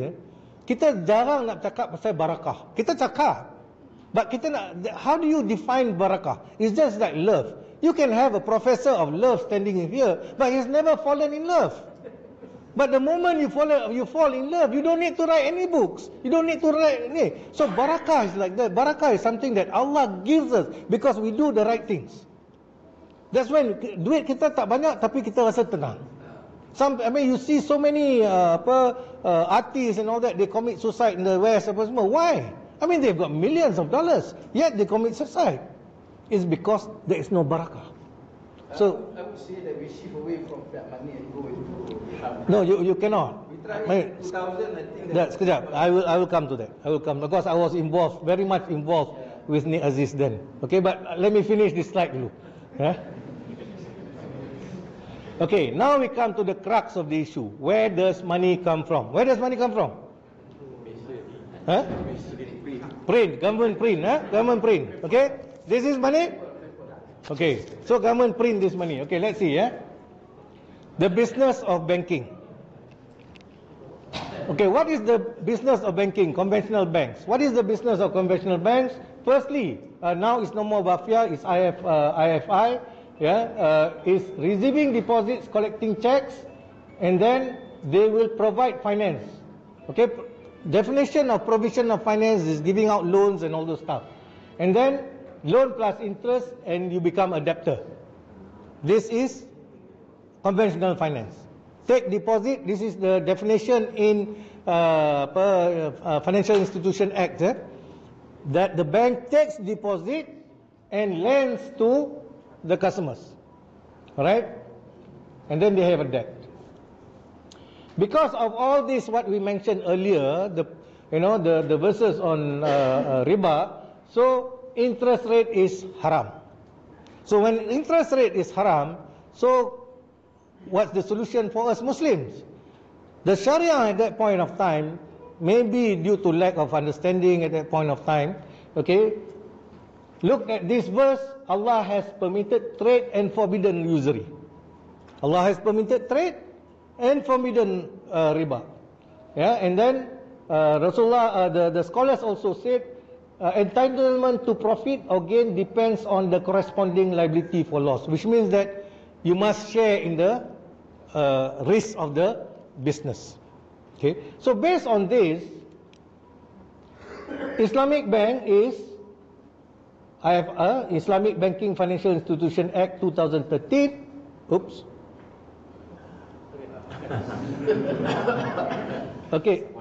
Okay. Accepting Islamic deposits, paying or collecting checks. Paying or collecting checks. Any difference? Okay, except for here, accepting money on the investment account. Here is the same definition as the conventional bank. Then here, provision of finance. Provision of finance. So what makes Islamic banking Islamic? In accordance with Sharia. Okay? So the question that, but at the end of the day, whoever takes a loan or a financing with an Islamic bank, he still becomes a debtor, just like, and the liability is the same as any conventional bank. Alright? So the question, when we say accordance with Sharia, they use all these things. Dulu I tak tahu. Awal-awal dulu, what is qaid fiqh? Rupanya kaedah fiqh. Qaid sounds very Arabic, but it's kaedah. So the question is this trade or a mechanism? Okay, first I ask all of you. I'm sure many of you have accounts with Islamic banks. Other than your deposits, you go to Islamic bank to take a haram. Okay, pinjam pun haram. Anything with any benefit. So let's see this first one, trade or mechanism. The trade of Islamic banks. This is haram. Okay, the first time when Islamic banks were set up in Malaysia in 1981, they used a structure called Bai al-Inah. Bai al-Inah is a trade, buying and selling. You walk into the bank, you want to borrow a loan, let's say 20,000 ringgit. So what the bank has is the bank will sell the computer to you for 30,000 ringgit. You pay 1,000 ringgit a month for 30 months.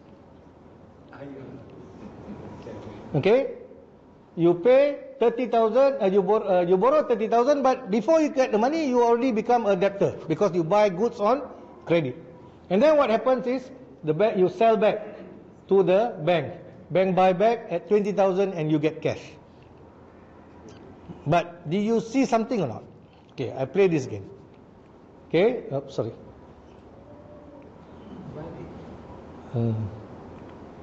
Okay, buy, sell. Oops. Buy, sell. What do you notice? Buy mahal, jual. Yeah, buy mahal, jual, sell, but the computer doesn't move. The computer is still at the bank. What move? Look again, Oops. Okay. Contract to buy, contract to sell. The computer masih lagi dekat bank. Computer tak bergerak pun. Sampai sekarang pun. Yeah. But because our Sharia comes out with this terminology called beneficial ownership. Okay, taking possession, can I sell? Macam I sell my house to you, I sign a contract at the lawyer's office. Rumah you kena pergi ambil sana. So dia pakai same model lah. Okay, so this one became haram. Okay, haram since late 90s, because all these Arab banks, Raji and Kuwait Financial datang, dia kata dia tengok ni, dia kata haram. So they had to stop using Bayalina. They started to use tawarruk. Okay, when they use tawarruk, tengok, they use tawarruk, they need to buy the goods from a third party. So they buy the goods from a third party, then the bank sell, then sell. Then the money still comes from the bank. How come the money comes from the bank? You sell to this guy, but the bank yang bayar. Oh, because the customer has the account at the bank. You go to any tawarruk, the customer must maintain with only that bank, not any other bank. And the oil is still there. Then there is contractum trinius. Contractum trinius was done 1,000 years ago by the Jews and the Christians, because they were also trying to think, how to circumvent riba. So they did a three-party contract similar to ours. They call it contractum trinius, but the church 900 years ago said this is haram. We 1,000 years say this is okay.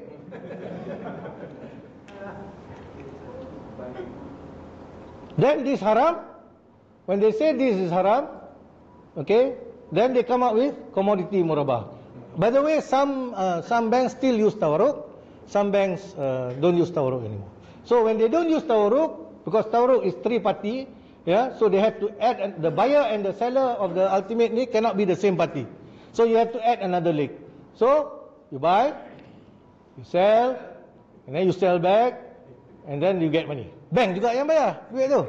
And the oil is still there, the oil doesn't move. But as far as Syariah, it complies. Okay, bila Syariah kata comply, tak apalah. Okay, kita take it for now. Okay, they say trade is like riba, because this is a verse in the Quran where the Jews and the Christians say trade is like riba. Apa bezanya? So let's do some comparison. This side is trade, this side is riba bank. Okay, cost of goods 10,000, loan 10,000. Profit rate 10%, interest rate 10%. Profit 1,000, interest amount 1,000, selling price 11,000, total payment 11,000. What's the difference? No difference. Then, nature of business. The trader, what is the nature of business of the trader? He is either a producer or retailer. But the bank, kita tengok definition by the central bank tadi, provision of finance. Item of exchange. Goods, money. Stock. What is the stock of the trader? The item that they want to sell, which is goods, but the stock in the bank is money. Payment terms. The trader can sell either cash or installment. The banks can only sell by installment. Risk type. The trader face all types of risks. If you are a trader, you are an entrepreneur, you are a contractor, you are building this house or building, and then it starts to rain. For 1 month it rains, your worker will be sitting by the side, they cannot work, but you still have to pay their salary. But you have taken a loan with the bank, Islamic bank. The bank says, oh, it rains, oh, I also cannot charge you lah. He said, we already done a buy and sell, you still have to pay that amount. And then customer needs. Why does the customer need?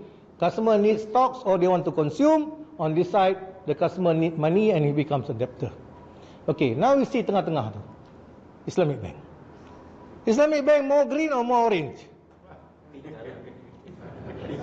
Provision of finance. Okay, goods tu ada nak jadi baik sikit lah. Money, installment only, repayment, money debtor. Yeah. Okay, we go next. Okay, I said earlier that Ibn Taymiyyah said there are 3 reasons to trade. The first one is because you are a seller, so you need this for stocks. And then you are a buyer, you need to consume. Alright? And the third reason, whether it's commodity murabaha, it's tawarruk bayalina, is provision of finance. That means you use it as a mechanism to provide finance. Yeah? Okay, so as mechanism to... Actually, when you were saying that now, I was putting my own that might be speculation. The reason why that was speculation. Yeah. So, in Surah An-Nisa, Allah took a covenant, an agreement with the Jews. Do not work on Saturday. Okay, do not work on Saturday. Okay, they took a firm covenant. Then in Al-Araf, they also the Yahudis wanted to know whether the prophet is actually a prophet. So they came, a few of them came to see the prophet, and this is where the prophet talked to them about the town by the sea. Okay, when the fish, so on Saturday, on other days there is no fish, but on Saturdays there is a lot of fish. The fishes are dancing on water, punya banyak. Okay, but they cannot fish. Monday, come Sunday, there is no fish. Sampai Friday, no fish. Saturday cannot fish, a lot of fish. Gigit jari lah.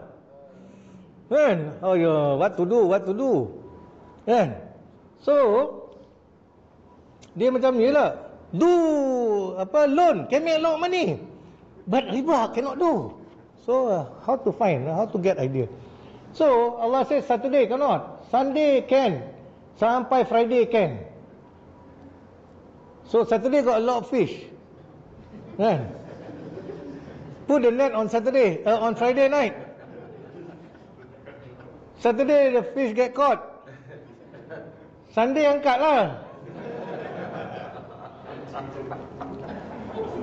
Syariah. Let's ask Syariah first.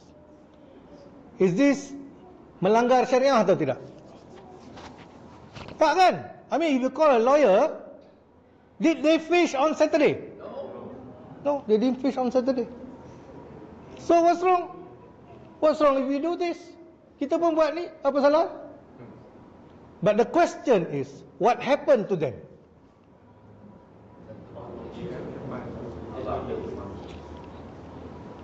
When they exceeded the limits of what we said to them, be you monkeys, despised and rejected. So I search lagi. Kenapa? Ibn Khatir, in his explanation, dia kata, because they were deceitful.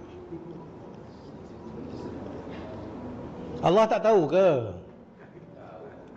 Tengah-tengah jalan terjatuh pula sangka tu. Allah tak tahu ke?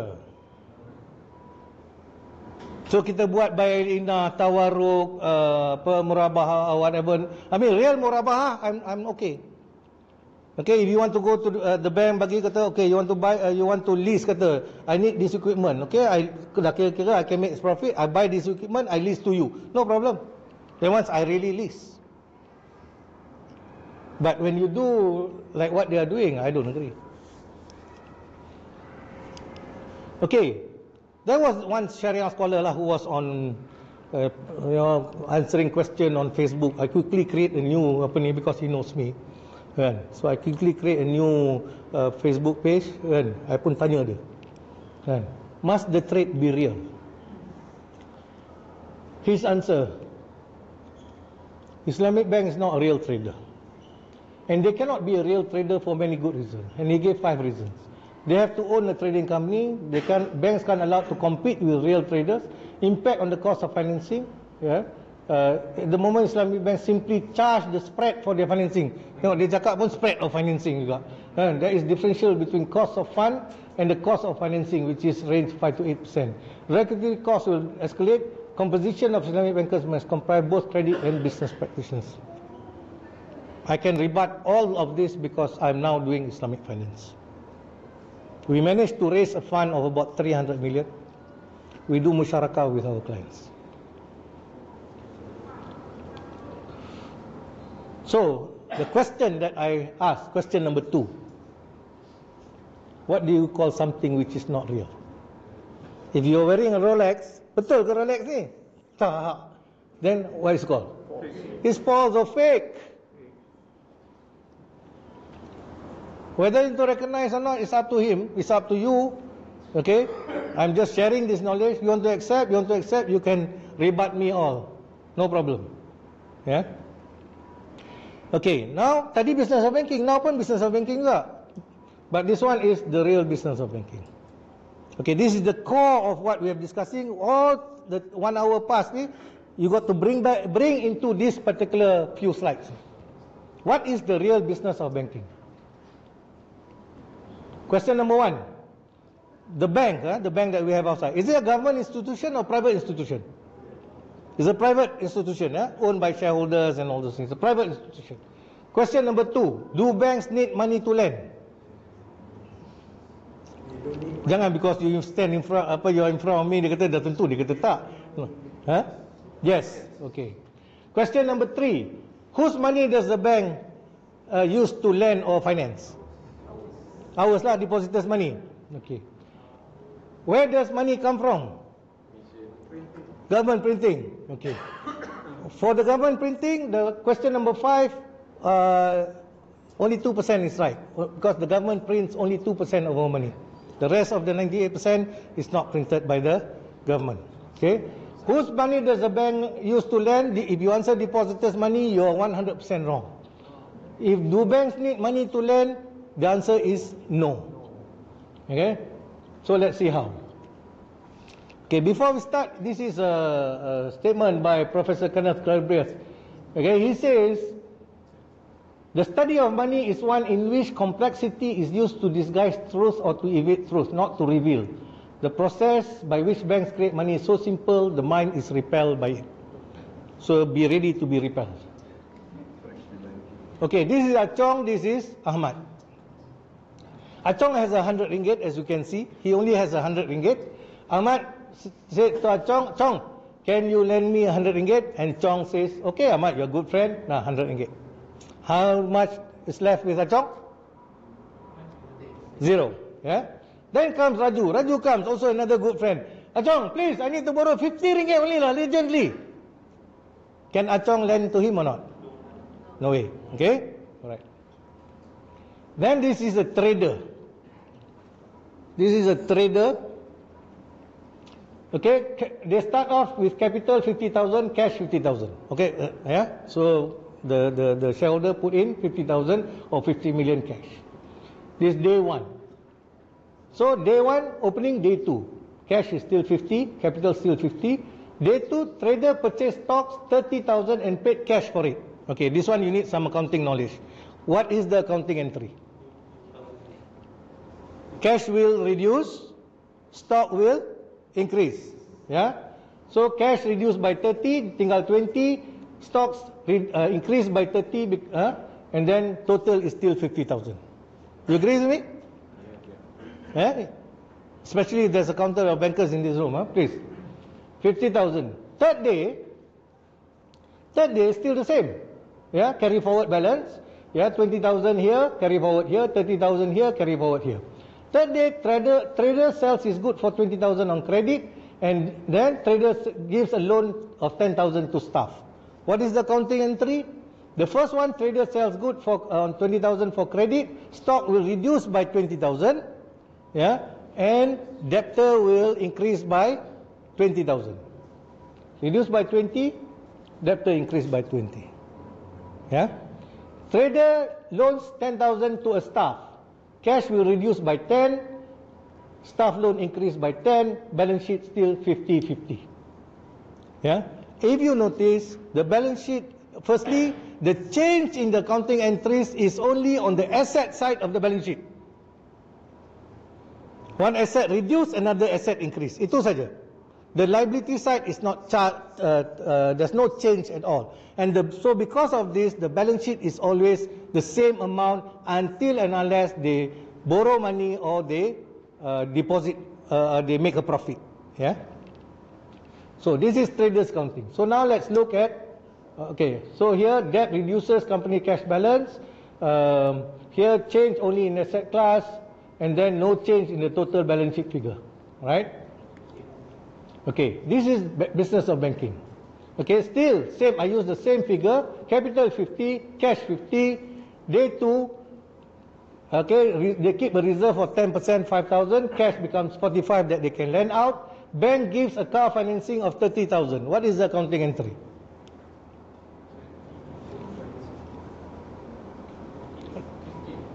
Debtor will increase by 30. cash will reduce by 30. Agree? Agree? Wrong. This is the trick in banking. This is the trick in banking. Balance is the same, yeah, carry forward is the same, from the previous day, 50, yeah, 5. Bank gives financing 30. Debtor, summer, correct, on this side, but they will credit the account of the seller on this side. So what happens is, there is an increase in the balance sheet. The accounting entry, instead of reducing cash, they credit into the account. Hence an increase. Huh? Yeah, loan asset. The question is, where did the bank get the 30,000 to lend? When we lend, the balance sheet don't increase. But when the bank lends, the balance sheet increases. Trick is very simple. Just to arrive at this point took us 1 hour. Okay. Day 2, so carry forward. Okay. Day 2, balance more carry forward to day 3. Bank disbursed term loan of 20,000. Then bank gives personal loan of 10,000. Same figure. Eh? So, debtor increased by 20,000. Increase credit into the loan account. The seller's account. Personal loan, debtors increase and then credit into the personal account. At the end of the day, balance here no change, still 45,000 cash, increase now to 110. Cash balance still the same, balance sheet increases. Where did this 60,000 come from? I can continue and continue and continue. The number will just increase and increase and increase. The banks don't need money to lend. The bank creates money from the loan that you take. Credits from that. Bank lend credits created from the loan that they give. No debt, no credit. So if you look at this, if there is no debt, okay, the 10,000, there is no credit. There is a loan, there is a credit. It's your loan that they create the money with, which means they kun faya kun money in your account.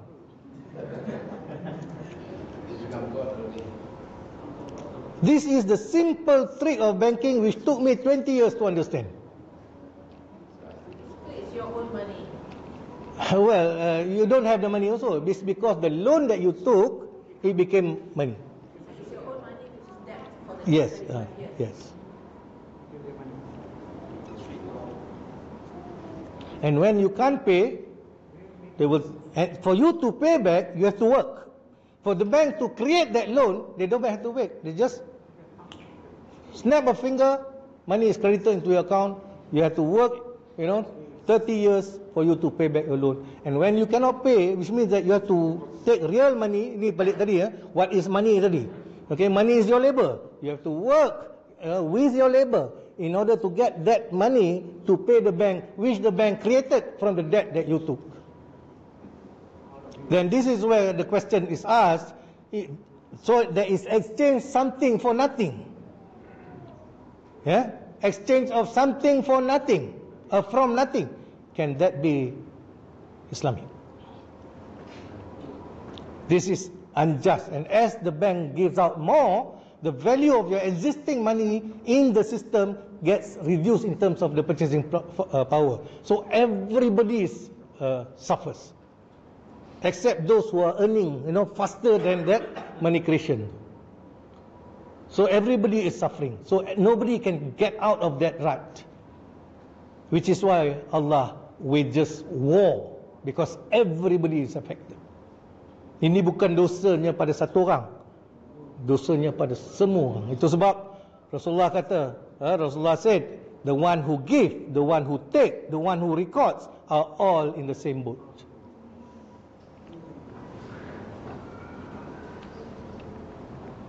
Okay, banks do not lend depositors money. The money is still there, 50,000.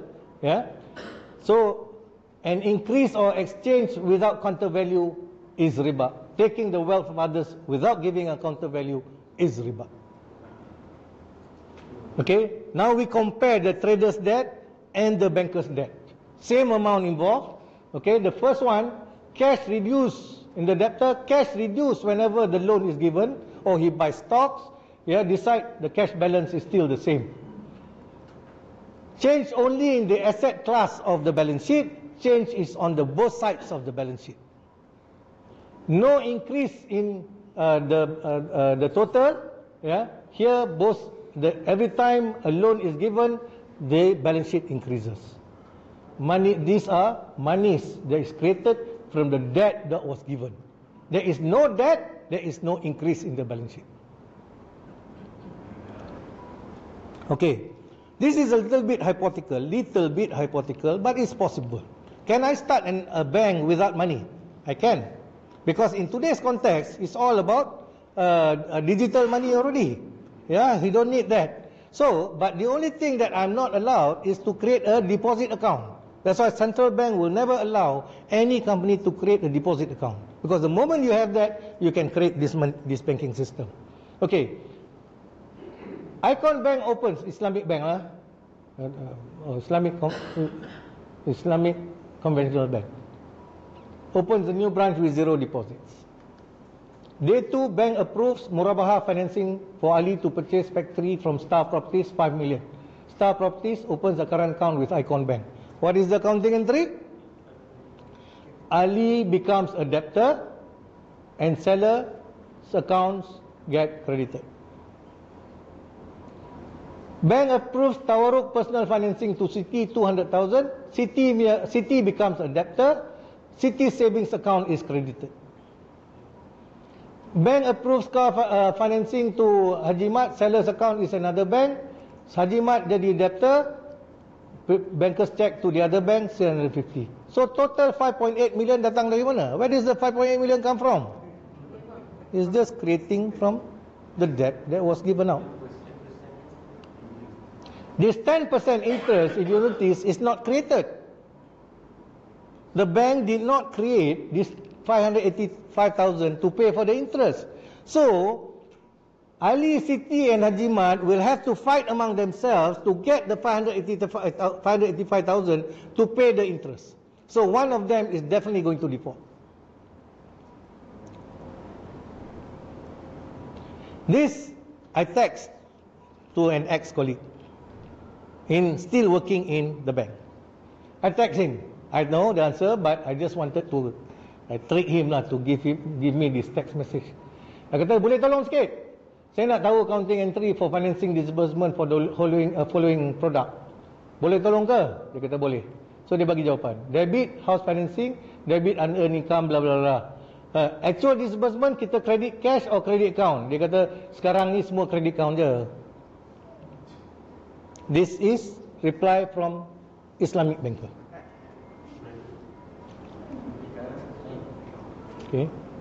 Okay. So let's see this again. This is another balance sheet. Business start off with cash 100,000, assuming there is only one bank in the system. Okay. Cash start off capital 100, cash 100. So they give a loan of 10,000, they credit into the deposit account. Yeah. They give a loan of 20, they credit into the account. They give a loan of 30, credit into the account. All this debt is just credit into the other account. So tiba-tiba from 100,000 or 100 million, finally they have 1.1 billion. Where did this 1 billion come from? It's money created from nothing. Okay? And then you'll be charged interest. This 110 million is not created. So because of this, we have this economic crisis every now and then. And because of this creation of money from nothing, this original 100 pun, purchasing power starts to diminish. Okay? Okay, how much cash is in the bank? 100,000. How much loans was given out? 1.1. How much deposits in the bank? 1.1. That's why the auditors, even though Pricewaterhouse or Ernst & Young, they cannot track because they found the balance sheet balance. Where did the money for the deposits come from? From the debt. Money first or debt first? Debt first. No debt, no money created. Do banks need money to give financing? No. Do banks use depositors' money to give financing? No. Are these credits money? These credits then became money. Okay? Where is the money to pay this interest? What happens when the customer defaults? Of course, property will be taken and all the stuff. Okay? Okay. Those days when I talk about this, people will say, Manap, you crazy lah, apa semua. I got my banker friends, CEO semua hantam. Then 2014, Central Bank, Bank of England came to my rescue. They came up with an article. No, they don't know me lah, but they came up with an article. This article, if you want, you can search. Money creation in the modern economy. There's 2 articles in Google, written by them. What did they say? This is the article. We want to read, too small. I enlarge it for you. Okay, this part. Whenever a bank makes a loan or debt, it simultaneously creates a matching deposit in the borrower's account, thereby creating new money. The reality of how money is created today differs. Okay, be careful with this. If there are any students here, economists, the reality of how money is created today differs from the description found in some economics textbooks. Rather than banks receiving deposits when households save and then lending them out, bank lending creates deposits. It is the bank lending that creates the deposit, not the other way around. So, if your understanding of economics is the other way around, then you'll be looking for a different prescription, and you can never solve the problem because the problem is this. 3-4 weeks ago, I was in Parliament presenting this to Parliament, but they just brushed it aside. Tak faham, and they do. Basically, it's not easy task to change, but there is a solution. Then I was at TPM's house about 3 weeks ago. Also, but that was not my name. It was through a friend who was talking about that, but he invited me to show how money is created. Okay, German Bundesbank. Daripada mana the rights of the bank to create that? Where does the right come from? The rights. You ada duit, you have enough capital, you do a proposal to the central bank, and the central bank will do a background check. They're happy with you, they bagi a license. Actually, I was for a short period inside working in the finance company. But as far as I recollect then, the bank negara monitors to make sure your the amount that you give up, there is a certain control. The Fractional reserve. Okay, there is this thing reserve. called capital adequacy ratio. So the banks cannot create as much as they want. It's still created. Masih ada creation, but they can kalau the fractional reserve kat sini dia panggil statutory reserve requirement, which is now about maybe 4%. I'm not too sure now. If it is 4%, then 96% is created. But also 2 weeks ago, I was at Bengara. I was talking to some Islamic banking staff, showing them this. Dia tak tahu. They don't know about fractional reserve. They don't know that it is creating money from a system. Dia tak faham.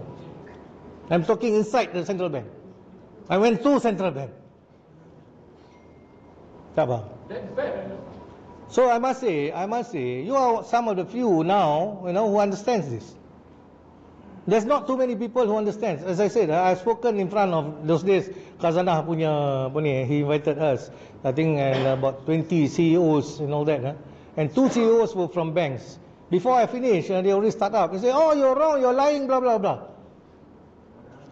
But when finally, when I finished, Tan Sri Azman asked him, so what do you think? He said, there cannot be 2 systems in one, which is a lending system and a payment system in the same. So anyway, German accounting treatment is wrong. It's wrong. It's wrong. That now I see why the PDM no need if you keep any amount in the bank, so they just cover until that much. Yeah, but the bank can still collapse. As we have seen the history in 87, 97, banks can still collapse. But most of the time when banks collapse, so far, it is always another bank that takes over. But in our case, CCD, multi-purpose, government call for money, give them. Give the depositor. Okay. But that's because the government is worried of losing power. That's those other issues lah. Right. So Germany's Bundesbank also says the same thing. Banks create money. Yeah. In other words, credit is created out of thin air. Yeah. Other references, Richard Werner, a professor from University of Southampton, has also done enough research, and he is now very strong advocate to say that banks create money. You can see him on YouTube. These are William Patterson, first governor of Bank of England. Bank has benefit of interest on money it creates out of nothing. Sir Mervyn King, I had the honor of meeting him, also said by banks extend loans by crediting customers' accounts create money. Manufacturing of credit. These are all people who have worked in the banks, Central Bank of England before. John Adams said there are two ways to conquer and enslave a nation. One is by sword, the other is by debt. You can see Sri Lanka, you can see Zambia, and several other African countries who took debt from China. Now they are almost losing out in terms of their sovereignty. Yeah. Mackenzie, Minister of Canada, once a nation parts with its control of currency and credit, it matters not who makes the nation laws. Usury, once in control, will wreck any nation. Nathan Rothschild said in this book by Niall Ferguson, he said, I care not what puppet is placed on the throne of England to rule the empire. The man who controls Britain money supply controls the British Empire, and I control the Britain's money supply. This is another important statement by Rothschild in 1863. The few who understand the system will either be so interested in its profits or so dependent upon its favors, there will be no opposition from that class. Yeah, for those of us who work in the banking industry, I mean as CEO, minimum 1 million, 2 million punya gaji, bonus 7, 8 million. Yeah, what is there to say about this? You know, you can shout until the cows come home, you are not going to get 2-3 million ringgit. Yeah. Then, while on the other hand, most of us, the great body of people, mentally incapable, this is what Rothschild said about us, mentally incapable of comprehending the tremendous advantage that capital derives from the system, will bear its burdens without complaint, and perhaps even without even suspecting the system is disadvantage to their interests. So the red pill is banks are not financial intermediaries. Banks do not lend depositors money, nor do they need money to lend. Bank lends credits created via accounting entry by crediting the debtor's savings account from the debtor's own loans or debts. No debts, no credit, no increase in balance sheet.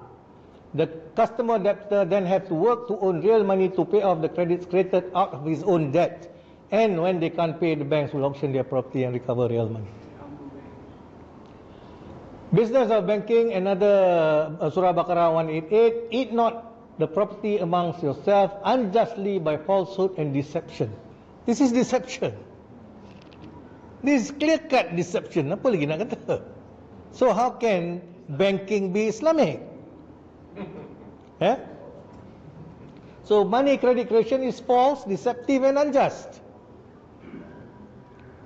The workers is Islamic. The workers is Islamic. Yeah, because they don't understand. Okay, war against riba. Okay, let's look at the war against riba. Money supply, from 1774, money supply was fairly flat until 1971. After 1971, money supply in US starts to go upwards. So, what does Rasulullah say about this? Those days, money was little. Money supply was little, means money in circulation was little. Here, money in circulation is a lot, right? So, what does Rasulullah say 1,500 years ago? Verily, riba, although it is abundant in terms of quantity, yet its results leads to scarcity and bankruptcy. Then Rasulullah said 1,500 years ago. This is what is happening. Duit banyak, tapi nilai duit sikit. Scarcity and bankruptcy. We cannot pay. Yes. Okay, this is what happened to our wages and inflation. Okay, wages and inflation. Kalau di sini dia kata inflation is basically a rise in prices. This is a trick. This is to trick all of those yang bawah-bawah ni, because we don't think inflation is the decrease in your purchasing power, which causes a rise in the price of goods. Reverse the thinking, bukan harga barang naik, nilai mata wang kita yang jatuh sebenarnya, yang menyebabkan harga barang naik. Okay, example, when I started work 1981, 81, sekali was 990. Today a graduate is 3,500. Who earns more? Today or dulu? Why kata dulu? Pasal dah tahu. Kalau kita tengok sini, today's graduate earns 3.53 times as compared to a graduate in 1980. If it is paid in US dollars, dulu 220, now 490. I didn't change this number. So in US dollars, this graduate would earn 450, this graduate would earn 865, which means a graduate today earns almost 2 times more than a graduate of 1980. But if paid in gold, gold was 370 in 1980, this 1980 graduate would be paid 1.216 ounces of gold, whereas a graduate today, price of gold 1296, today it's only 115 almost, he gets about 0.5 ounces of gold, which means he is paid less, which is why a graduate today masih lagi, kalau duduk di KL, masih lagi jumpa ibu bapa minta pinjam, bayar kereta, bayar rumah dan sebagainya.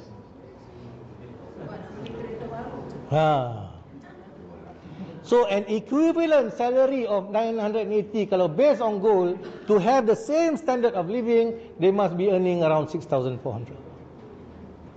Baru standard of living tu sama.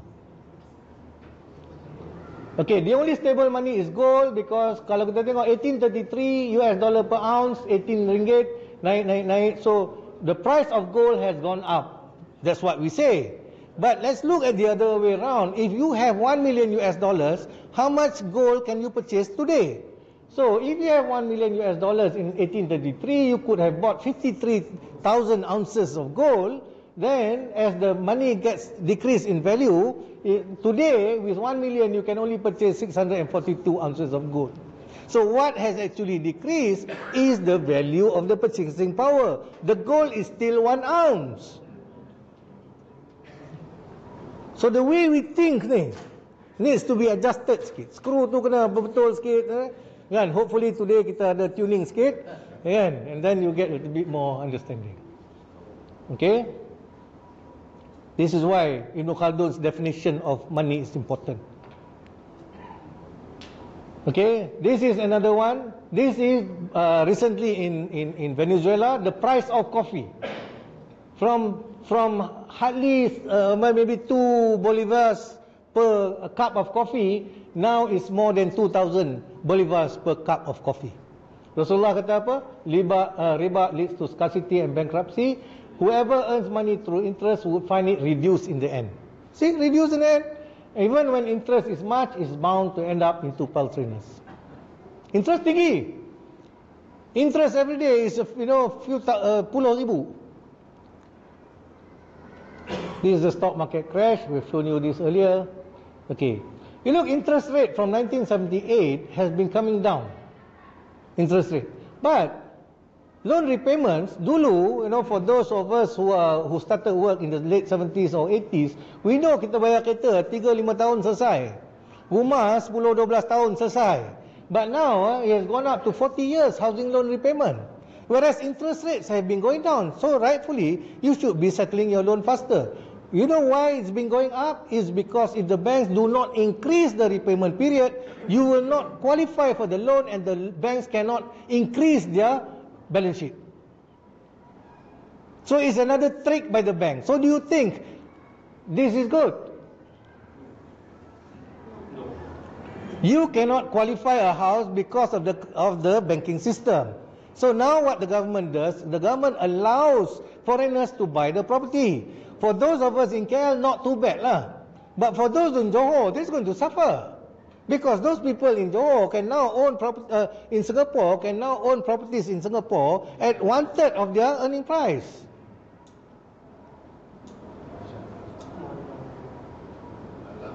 So personally, I don't think it's a good move lah. So because if you continue to do this, if this freehold, then ultimately all the properties in Johor, because there's so much property in Johor JB that is unsold, they'll be owned by foreigners and the the KL properties. So at the end of the day, what do we have? We are just slaves in our own country.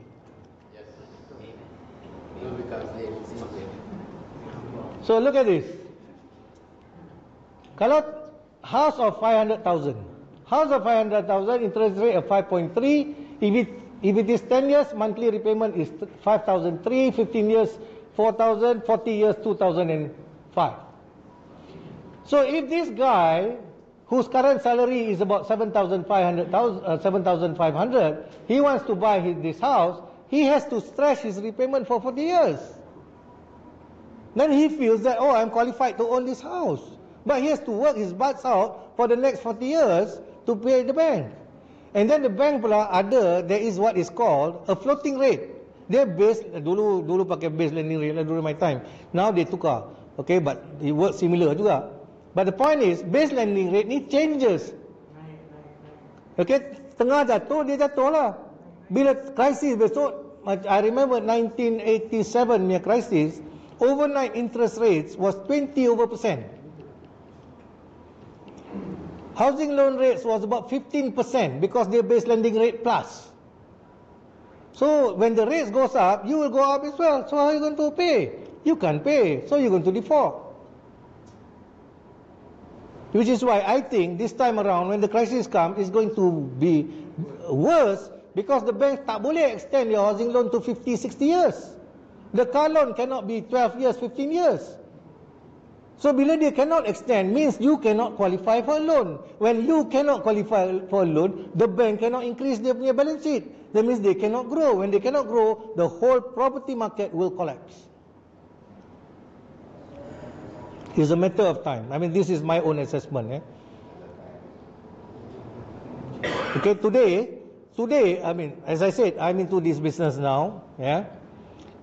We have been offered 88 million worth of properties at today's price. About 66 properties around KL, they have offered to us currently worth 88 million. They offer to us for the price of 35 million. Just to give you an idea of the property market that's going to come. So I can foresee a solution, at least to stop the rakyat taking loans. Yes, this is where kita discuss properly. Okay, when riba is commonplace, when adultery and interest become commonplace in people, they definitely ask for Allah's punishment. If interest-based dealings become common among me, surely start drought and shortage of food. Former President Obasanjo of Nigeria, he said all that we borrowed was 5 billion, we have paid 16, and yet we are told we owe 28 billion. So this is because of the injustice. This is a financial crisis in Indonesia.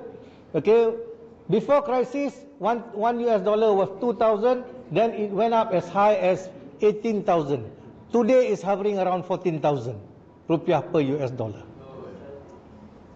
So US Indonesia, they're very difficult to pay their debt because bila rupiah 2,000, the debt before is US 1, now jadi 142. But if they want to pay because the debt, because they have to extract more rupiah to pay for the US dollar, because the rupiah dah jatuh in terms of price. War on riba. This is what happens. I mean, kita tak jadi kat sini, we know. But I know in 1987, I was in Tanjung Karang. We had to take money, few million, we put on the table so that the customer can see. Because in 1997, there was almost a bank run. Okay, look at this. The Telegraph, 3rd December 2014. This is 2014 December. UK government to pay back all World War I debt. World War I 1940s. 2014 belum habis bayar lagi. Okay, number of countries having banking crisis since 1800. Okay, since 1800, the number of banking crisis per year, right? But during this period, Bretton Woods, there is no crisis. Because during this period, money was backed by gold. Yeah. So Rasulullah kata, some say this is a weak hadith, I don't know. Yeah, a time is certainly coming over mankind in which there will be nothing left that will be of use save a dinar and dirham. But if I look at the scenario, I think this hadith is real. So also the Prophet said, you will surely follow the path trodden by those before you, step by step, inch by inch, so much so that if they went into the lizard hole, you will follow them. Then they said, do you mean Jews and Christians? They said, who else? Why?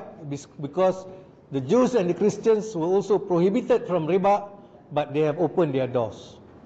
Now Islam is beginning to open its doors through Islamic banking. Okay, so the question is, what next? What next? Okay, what next? I'll just throw and then we can have a question here. What next? Money. There is this debate on money, even among my friends. Do we still use paper money? Or should we go to gold and silver? You know, or should we back it with palm oil and all those things? You know, there's a lot of debate on this. All right, so we need people who really know these issues to be sitting down and discuss these matters. But for me, immediate step is still continue to use paper money. But my system is slightly different. Okay, I'll come to that.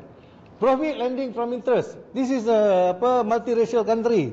You know, we cannot come out and say, oh, you know, but the Muslims, non-Muslims are there. If they want to continue with interest, it's up to them. Unless we are a truly Islamic nation, we say no interest in this country. Yeah, don't take a loan. There's a friend of mine who said, don't take a loan. You want to buy a house, don't buy a house, just rent. Right now, it's still the best option. Right? Gold, silver, and other commodities of money. We have discussed that. Okay, what I'm sort of proposing, yeah, I mean, it's not easy to get this across. The government creates the money, not the private banks. Still use our fiat money, because you want to go for gold, you want to go for silver. I mean, there's not enough to go around at this moment, especially gold. Russia, China, India has been collecting a lot of gold. Okay, the oil crisis in 2015 is not an oil crisis, it's a trade war. It's actually a financial war, a proxy war between Russia and US and China. Okay, because Russia set up BRICS banks in 2011, but 2014 they launched it.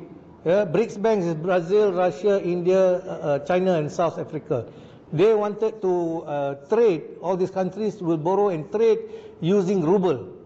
And then soon after, China came out with AIIB Bank, which is Asian Infrastructure Investment Bank, to trade and to lend only in yuan. Yeah, so this will put pressure on the US dollar. So the US wasn't happy about it. So we suspected they will do something. So what they do, they wanted to crash Russia. They dropped the oil price, because at that point of time we thought that Russian oil price was oil production cost was around $65 to $70. So when they crashed the price, it didn't work. At $50, $60, it didn't work, because Russia had been holding gold. And then what they did, Obama lifted the sanction with Iran, allowed Iran to push more oil into the market to as low as $38, but still Russia was strong. You see, so these are all things happening in the background. For the general public, oh, it's because of oil war. No, it's not. It's because of who controls the money. These are proxy wars. Okay, so I'll show you this. Government creates money and create a true Islamic finance, not Islamic bank. Is this possible? It is possible. You go back, you Google Ethis Crowd, ETHIS. Okay, Ethis Crowd is approved, is under Securities Commission, but most of their projects are in Indonesia, small projects in Indonesia. We can do this, you know, especially for the Malay Reserve Land, where when you have a project, there must be a mudarib. That means an asset manager who looks at the assessment of this particular housing project. Okay, let's say you do 20, 50 or 100, just small, medium-sized project. And then you say, okay, this project requires about, let's say 20 million. And then the profit will be, say, about 5 million. So from the 20 million, you can raise from the general public. Okay, you raise from the general public, then the mudarib or the asset manager will also manage the project together with the contractor. Once it's completed, whatever profit, you will redistribute to because from there you roughly know how much is the projected profit you're going to make. So different projects, so different projects will have different profit target. What if it's a loss? What if it's a loss? A loss, then you have to share. That's why when Rasulullah did musyarakah, because Rasulullah from Madinah, he goes and trade, and he also gets people to invest with him. So, but by his name is Al-Amin. So when you do musyarakah, you must know who you are trading with. So you must, the mudarib or the asset manager must also prove his track record. So this takes time. But is it possible? Of course it's possible. They have done, I think, about 20, 30 projects already in Indonesia. Every time they launch one project, they will put there, projected return 12%. This project, projected return 15%. This project, 8%. So you invest lah whichever project you want to invest. Say it? Koperasi boleh juga, tapi but it has to be more transparent lah. Some koperasies are being controlled by certain the pengarah and all those things. Yeah, but it's possible. I'm saying it is possible because in Canada they have Ansar Housing Cooperative. This is what they do. But we need to think. This is where the Muslim Ummah need to come together and say that, look, if this is riba, if this cannot be done, what is our alternative? The problem right now is because all our Syariah kata this is halal, this is okay. So kita yang tak tahu ni, apa kita buat? Kita ikut je lah. I have been invited for talks when some Sharia scholars tahu that I'm coming, they cancel the talk. I'm not proud. Bukan pasal nak kata proud that ni. They don't want to challenge. I don't know, some say Imam Shafi'i yang kata ni, some say somebody else. But I like this statement. I'm not arguing because I want to change your mind. I'm arguing because I want you to change my mind. So if whatever I'm presenting is wrong, hantar me. I'm willing to accept. Because this is what I believe, these are what my ideas are. This is what my research has told me. This is what my experience have told me. If you got something better, you tell me that I'm wrong. You tell me, I'm willing to accept, I'm willing to change my stance. But prove to me, don't take me just because you are pakar Syariah, I don't wear skull cap, I must change. No, please, I'm sorry. Sekarang ni agama pun banyak orang pendapat. Rasulullah pun kata hujung zaman 70 will come up with different things. So you convince me. I was born a Muslim, but I found out what makes Islam different. I don't follow just because I was born Muslim. What is Islam different from the others? Tahu tak kita kenapa Islam itu lain? Kalau kita tak tahu, balik cari kenapa, then baru kita boleh pegang macam genggam bara. That you will not let go of this because you know this is the truth. You look at all those other non-Muslim yang masuk Islam. Dia tak nak lepas, ditinggal oleh keluarga dia orang. Their families left them behind, yet they stayed on, they hold on to Islam. Kita born Muslim but we don't know our religion. Find out. That's why I found it out through Islamic finance. I'm not a good guy. Tapi Allah punya kerja ni kita tak tahu. Saya dah tak nak all this finance matter, saya tak nak buat. I stopped in 2008. Then somebody called me, give me the opportunity to start, real Islamic finance. Is it 100% Islamic today? I tell my Sharia people, I'm still not there yet, but we need to improve. But 100% I don't do money creation. 100% I do real musyarakah. If the people I finance collapse, I pun collapse sekali. But you talk to Syariah like that, dia kata bank cannot take risk. Then mampus lah. Then what is all this Syariah requirement for? Then kita macam orang hari Sabtu je, Sabah, what's the difference with us? That one kita boleh lari. Oh, muta'ah tak boleh. Kenapa muta'ah pula tak boleh? I menikah satu hari, esok cerai lah. Oh, I pergi Indonesia, I selalu duduk Indonesia. Dia charge you Syiah tu. Ha? Charge you Syiah. Itu pula. Macam-macam lah. I mean, that's what I'm saying. I'm not touching on your religion, your belief level start. I'm just challenging. I'm just challenging so that sometimes during that challenge it opens up our mind. Just as people have challenged me, it opens up my mind. It's either I give up on this belief or it strengthens my belief. Itu saja. Okay, my model is this. Currently, the growth economy is like this. The government, you have the central bank, you have the banks, and it is the central bank. Look at this red line. The central bank finance the banks. Whenever the banks are short, the banks give loan from the debt. Kadang-kadang because the growth so fast, dia tak cukup. They cannot meet with the capital adequacy. So then the central bank comes in.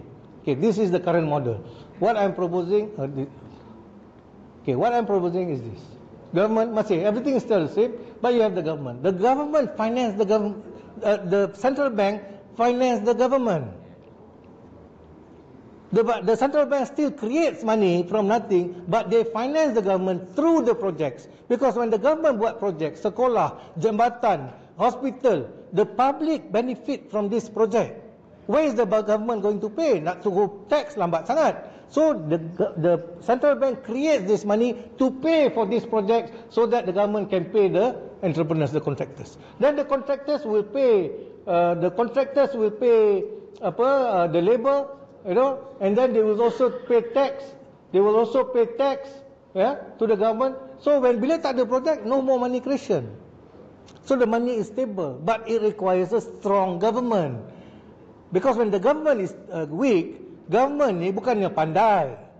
Just because they are ministers, dia malam-malam duduk minum kopi dengan kita sambil tunggu result. Tiba-tiba result menang, dia jadi minister. Sebelum tu duduk sama-sama minum kopi dan menyembang, tak pandai pun. Tapi besok dia election dia menang, appointed jadi minister. Dah jadi minister semua orang, minister. Macam dia lah yang pandai sekali. Dia pun macam kita juga. Voting. Yeah, voting makes them smart. Can you explain better tu? You said that the government create money. Okay, kalau government ada project, okay, government ada hospital, okay, right now government will give to a contractor will borrow from the banks, right? So instead of contractor borrow from the government through SME bank or through bank or development, then create that money and bayar pada contractor on musyarakah basis. Government pun buat untung, contractor money will go circulate. Then once money is circulated, as far as consumers kat bawah ni, dia tak pakai central bank money, dia pakai the circulation money. This is where the fund managers, bila ada project, they have to announce to the public to say that, okay, anybody wants to invest now in this project. So of course we have to think deeper into, okay, housing loan macam mana, home financing macam mana kita nak buat. So prices will not grow as fast. Of course development pun will not be very fast. Are we willing to pay that price? Because government can only stay in power when rakyat nakkan progress. Ini balik, go back to our Islamic philosophy. It's not about the growth of the economy. The economy needs to grow because more people are there, create jobs, blah blah blah. But there's nothing to be proud of a twin tower. Look at Burj Dubai, you look at all those things that are coming up. All those things, dia tak menggunakan that for the development of the ummah. So, this is where, I mean, of course, this may be a little bit idealistic in that sense, but I think with the right group of people, we can start to think. But as far as the Muslims, yes. I mean, the non-Muslims pun boleh join, tak ada masalah. This is not about race. Kan? But the point is the non-Muslims is more wider in the sense bagi dia tak ada isu riba ni. From the law point of view, boleh ke central bank buat yang you cakap tu? Apa dia? No, some things have to change. Okay, to change this, the bigger picture to change the monetary system, that one is, I don't think that is possible at this. The powers that be, if you read all these books, they call it the shadow masters. Okay, the shadow masters are the people who's really controlling the US, blah blah blah. And even presidents and admirals, army generals there admit that there is some other power that's making the decisions. So they wouldn't want, just like Iraq and Libya, they wanted to change the currency of the oil. They got killed. Actually, there is a mean. We have the means actually. Actually, dari tadi ada fikir kan. Have Dato actually explore deeply Baitul Mal. Yeah. Actually, that one is not really regulated. It can be done. I agree with you. What I'm saying is, I don't have all the answers. I must admit that. I have some answers. Okay? But there need to be people who sits down and say that, look, the current Islamic banking model is not the right model. That's the first step. Selagi kita kata that is the right model, all the Muslims outside of this room will still go to Bank Islam, Bank Muamalat and all those other banks, and still the money creation will happen. And then our pakar syariah will just say, oh, this is datanglah sini, kita ni Islamic, apa pergi ke conventional bank? When they are doing the same thing. So we need to recognize first that, look, this is not right. There is a right model. Then all this issue on hari Sabtu and all this we can put aside. Then we are doing real You want to do real macam the house that I kata tadi. The 88,000 they are selling to us for 35. We are still negotiating the price. 100%. Yeah. So we can buy this house. I can sell back to somebody at higher price, and if we calculated even at 4% profit rate. Bila kita kata profit rate, we are actually talking about internal rate of return. We are not talking about interest rate anymore. So the model is very different, but we started on the wrong footing. Okay, as far as slide, I have finished my slide. Okay, question and answers.